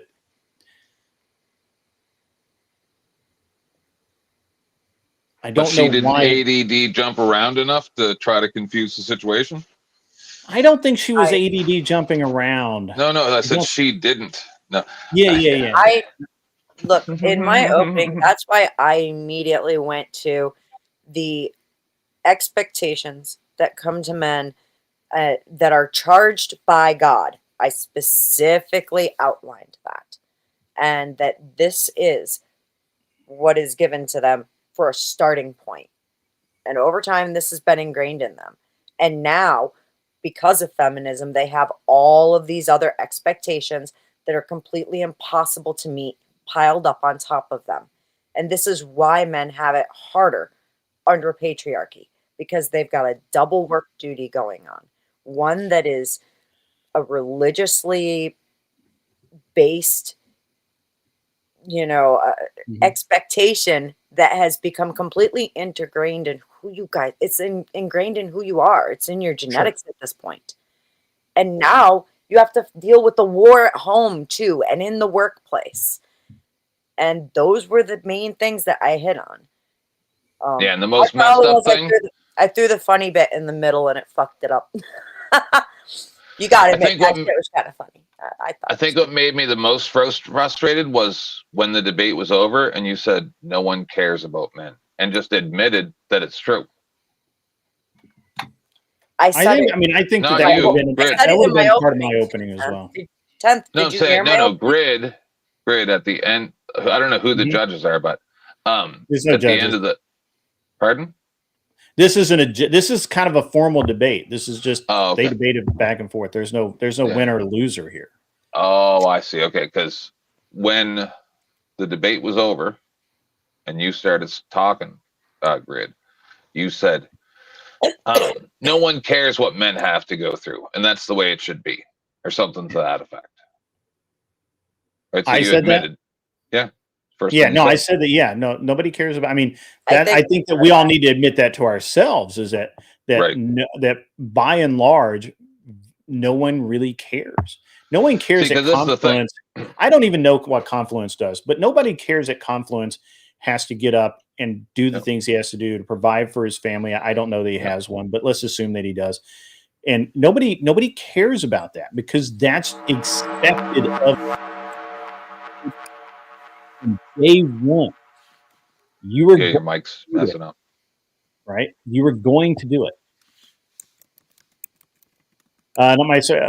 I listen to all kinds of women. Not my circus. You're a chick. I'm glad. You're a girl. Good. And then the other funny thing You're is, welcome to come up. like some of these countries, Congo, Afghanistan, like Congo, for instance, you have warlords, and the young men are taken to be soldiers against their will. They watch their family get killed. And then in Afghanistan, for instance, there was a CBC report. You know, it's all fine and dandy for you to say it's ruled by men. Yeah, the rich men. And then young men. In the CBC report, they explained that during their boy parties, the ideal age is 13 at the cusp of manhood. Right? So what you're calling a patriarchy is an oligarchy. It is by the rich, and this lower class 5 slaves minutes ago, you just are admitted to me treated that like Afghanistan slaves. was a patriarchy. I don't- No scholar in the No, world would you- deny that sir, Afghanistan is a sir, patriarchy. sir, Nobody sir. would. You don't understand the intricacies of geopolitical conflicts and the way that these governments I are don't- all made yeah, I up don't- piece by piece. I Okay. do because I've been You reporting didn't on this even stuff know. You for were ages. you were Okay, not even guys, sure if guys, Afghanistan give was me- a give fucking me- patriarchy, brother. Good. Because give me- your give me- dumb Chance words Man, give are me a minute. dumb. Chance Man, give me a minute. Otis Driftwood. Epistemological hermetics Yes, fucking ma'am. nonsense. Calm down a second. Okay. Otis Driftwood, thank you for the 5 gifted subs, man. Really appreciate it. Now that you know, hopefully within, I don't know if it takes effect immediately, but sometime in the near future, at the latest, no tax on donos. Really appreciate that. I'm not sure if memberships count, but we're going to go with it. That counts as a non-taxable. So I don't want to keep rehashing very specific points of this as far as the Congo and Is someone else waiting? Actually, right now, no. But I am getting close to where I start doing my wrap up and go to bed. All right, buddy. Have a good night. Thanks, yes, man. Hey, I appreciate you coming up. There were some No really problem. insightful comments there. I just don't want that he's gone like that. Yeah, he does that. Who was it that I was just talking? The person in chat. What was it? I mean, gotta find that name again. Not my circus. Not my circus. Yes, please. If you would like, please come up and chat because apparently I don't listen to women. I mean, you're not wrong. I don't. It's not that I don't listen to women. It's just I have a what is it? I have a filter. I have a filter. Confluence. I would love to hear how you think that you fared in this. And do you think my my observations at before we let the guest up, do you think because it never occurred to me to ask you guys until now what you thought? I guess it's like it's hard because it sounds like if the prompt was how maybe you wanted it to be, then I'm not sure if I would disagree, I guess. So maybe that's why the debate felt confusing, because if the prompt was specifically worded as in the current day United States, do men suffer more than women? I think me and Beth are on the same page. I just think in general, I think with patriarchy, women have suffered more. And so I took the prompt maybe too literally. I don't know. Like if it was, well, you wanted to win, right? Yeah, but I don't know if I would have taken a debate otherwise either. Like, I mean, maybe from a steelman point of view, I could try to do it, but just between you and me, I think men in the modern era in like the United States and Western society. This is why this was such an awkward debate for you guys. You guys are too close on this issue, and I think that you actually agree. Yeah. And I wondered about it when. So I honestly, what I had actually thought was going to happen, which I mean, I let this happen. It's partially my fault because I let it happen because I could have said you guys are not going to have a good debate with this prompt because I think you're both too close. I thought you guys were going to come up with a different prompt. And because you're really close to each other in viewpoint, right, and worldviews. You're both Christian. You're Beth might be a little further right than you. That might be, certainly I think that there's probably some like women's rights issues that you guys could have got into that you would have batted back and forth and probably been a better debate or, some other social issues. I think, I just think that this was really interesting, to me, and I wasn't picking on you guys either, by the way. Oh no, critique is always good. As I can, I don't really have a lot of filters, so I have to be very mindful that I sometimes say very, very mean things, and I don't mean to. It's just the way it is. I mean, I do mean to say it. I just don't mean to hurt your feelings intentionally, right? Like it just happens. Beth, I would love your honest opinion about your performance, and then also Confluence's. I'd really like to hear what you thought about him. But first, I'm very curious because, and I probably should have done that before I gave my my estimation. But it is what it is. It's fine, and I'm used to how you are. I mean, and I don't take it personally. Yeah, please don't take it personally. No. Look, dude, I'm not that kind of woman. Okay, we good. So I think that when he and I spoke beforehand, the point was that we had that debate on your show and you said, I'd love to see this in a 1 hour. So we just said, okay, we'll do it 1 hour. That's the conversation at that point, we had anyways, pretty much. In that debate, as far as I remember, he was playing devil's advocate because he said, I don't necessarily disagree with this, but I'll play the devil's advocate on it. And you But then he got into it. That was the thing. I know he got into it. Debating, yeah, he did a good job. You guys did a great job. Yeah.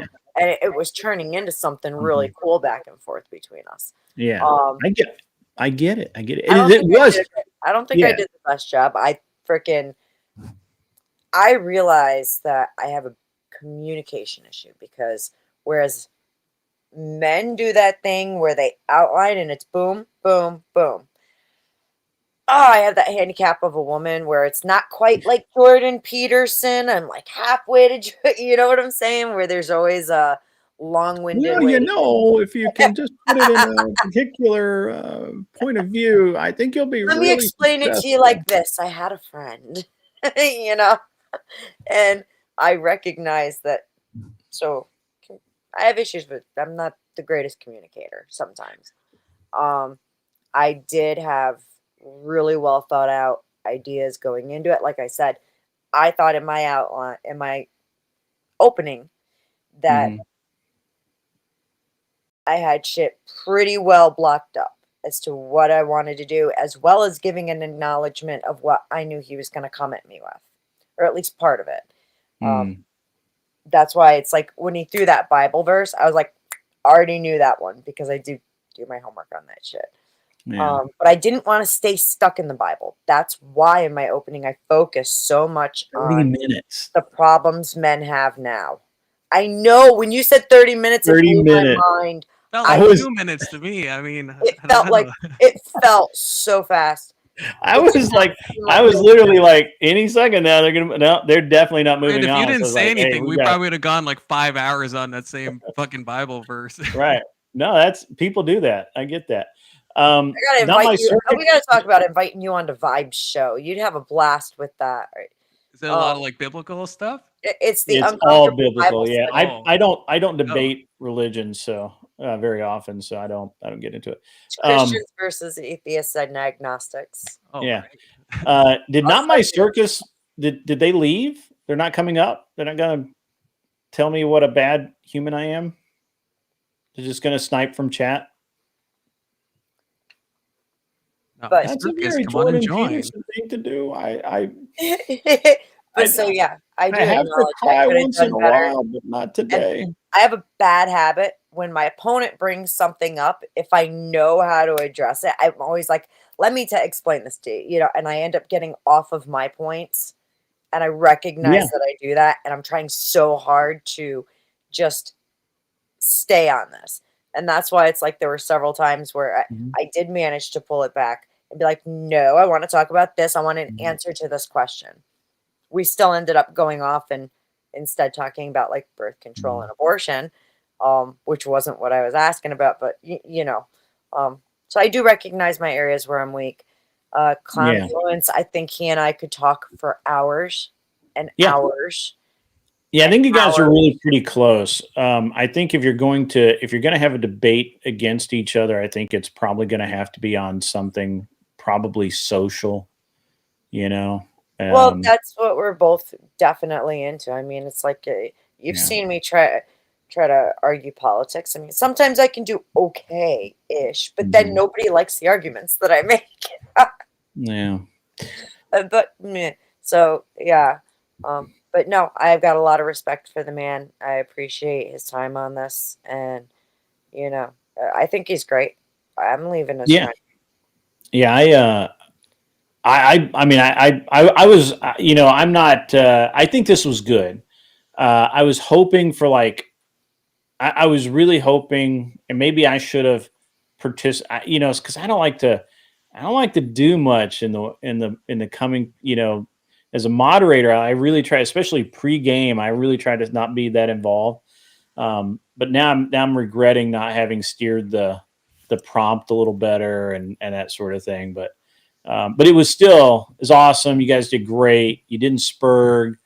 When I redirected you guys, you redirected right back. We didn't believe it had been 30 minutes. It felt like 5, 10. I know. It was literally like what? like 30. You guys just kept going, and I'm like, they're not going to quit.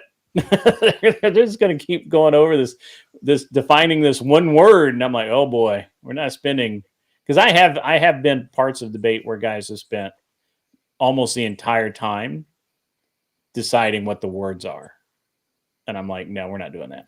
Yeah, no, I hate definition wars. Yeah. 10th man, I got you, brother. I appreciate what it was no problem, no harm, no foul. I got thick skin. I can take it. As a matter of fact, I just never get really that angry about anything, at least online.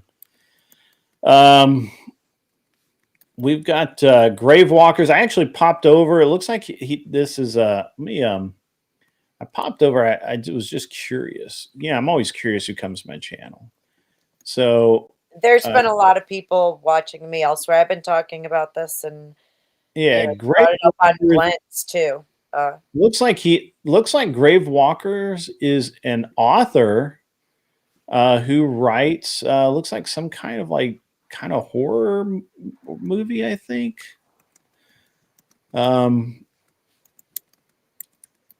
Yeah, looks cool. I may have to check it out. Might be my kind of, I don't like horror exactly, but it looks cool. Grave Walkers, cool, man. I know a lot of authors for some reason. I don't know why. I know a lot of them. And yeah, people on the Moon City will have their first murder in 30 years, and they will be screaming that society is coming to an end for sure. Absolutely. Society's always coming to an end. Don't you know that? We're in the end of days, folks. We've been in the end of days since the Incas. For real. We're still waiting on it. Yeah, I have a whole, you know what you guys really should, somebody, not you guys, somebody should really debate why America needs a boogeyman. Ooh. Ooh, that could be fun. That's a dangerous one, I think. That could be a lot of fun. Right. Why do we need, why, if it's not Russia, it's China. If it's not China, it's the EU. If it's not the EU, it's those dirty Mexicans. If it's not the dirty Mexicans, it's Canadian land. It's our own government. And it's our own government saying our own government. Yeah. Is out to get us, right? And the cleaner's like, I'll debate that one. like, why is it that Americans must have a boogeyman? It's like raising a child. You use things like that to keep them in line and distract them from other things. And that could be a good one for sure. Kissy Cat, the only people you scare are bears when you're up in a tree with a bow and a sharp arrow. That's the only people you scare. I love cats. Good to see you, honey. Kissy Cat, you need to reach out to me. I talked to my buddy who made the hats that you like. I don't have it with me tonight, but do I? I don't think so. Anyway, and he wanted to know. Hang on, I'll just look while I have you here. Let's see. Preference on snapback or flex fit. He has a bunch if he can find the box. And I said I would ask. So let me know if you want a snapback or a flex fit. I got my bow right here. Cam? That's correct.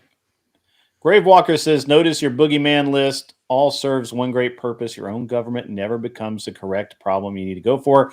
That is factually correct. Factually correct. Is true. That is true. Yeah. So Confluence, I hope that you at least had fun. I did. I haven't looked at the chat as Beth hasn't.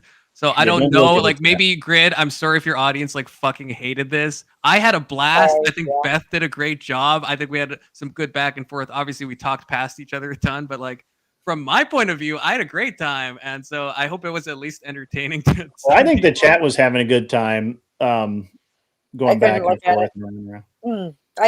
At first I had it up and then I was like, no, I'm going to get distracted. And because I can't read and listen at the same time. I'm one of those people, I cannot do it. So I just shut it off. I was like, yep, I'm not looking. It's better for me anyway. so sorry, everybody. I need to go check on my normal hunting grounds. Mm-hmm. Kissy Cat has a 10-pointer in her yard. Yeah. I'm going to get 2 does this year for sure because does make the best eating. I have an entire herd right across the street from my house. Like I can go out there with a flashlight and just see freaking more than a dozen pairs of eyes light up. Mm-hmm. They ate all my lettuce out of my garden. Yeah. It was great to have you both. Honestly, I had fun. I thought you were making my eyes twitch a little bit there because I couldn't jump in. I was like, but that was all right. I saw your face. I saw your facial movements, and I was like, shit. Sometimes I couldn't tell if it was good or bad. Well, I could see when it was. Yeah. I have very little facial movement, so if you notice facial movement, that says a lot. So, at any rate, great having you both. Looking forward to having you on Friday night. Tomorrow we'll be doing the news and we'll be talking about this tax thing. I've got some other cool stuff we're going to talk about tomorrow. And so anybody out, that's hanging out and having a good time and being cool out there in our world, it's gonna be good. We're gonna have a good show tomorrow. I have to figure out what we're gonna do on Friday because if it looks like probably can't do the menu items anymore and still claim it as no tax, which obviously I want to, because having zero income from YouTube would be literally awesome. Zero taxable income. Yeah, you'll figure out a way to word it. Yeah, I think what we're gonna do is I'm just gonna just throw out the donos and hopefully we it may just be that I just do it without the don't. I've never really cared much for the pay for play model. It just makes me, it kind of weirds me out. So maybe I'll just do the debates for free and people can just donate, if they want to, which hopefully they do. But I don't know. I'll talk to my team, my trusted advisors, and they'll all tell me that I'm stupid and I need to just take the grift. But, it is what it is. I gotta go. Yeah, I'm turning into a pumpkin. Where is for having where me can I on, Grid. redirect everyone? And thank you, Beth, for debating. Thank you so I had much. a good time, so thank you both. And thank you, Grid, and thank you to the chat who had to suffer through it. We had a good time at least. Cat K6. Who is Cat K6E? Hi everyone. We're about to leave. What's up? How are you, Cat? How many cats do we have? Confluence, I'll send you some really cool links. I think you'll like them. Yeah, send me some stuff on Lilith too. Let's talk Oh about my that. God, you're gonna love that. Yeah, seriously, where did that? I mean, what in the world? I was literally like, all right. He was calling bluff on there wasn't feminism going all the way back, and I was trying so hard not to go all the way to to Genesis, because I know you went to the Jewish Kabbalah instead. It's a little bit closer to modernity, I okay? guess, yeah. And it's funnier. The semen demon Lilith, that's hilarious. And the fact that men actually have to go through a whole divorce ritual, that's hilarious. I don't care. You can't convince me otherwise. Fair enough. I don't know that it was hilarious, but it was definitely different. It's actually a real fucking thing. That Lilith is fucking Yeah. Let me finish getting this ready, guys, and we'll get you guys over there. I'm gonna say goodnight and dip out of here. All right, dip out of here. Go hang out somewhere else. We're gonna send everybody somewhere. I don't know where yet. Bye, guys. It's Catherine. Which Catherine? Kissy cat. Which Catherine?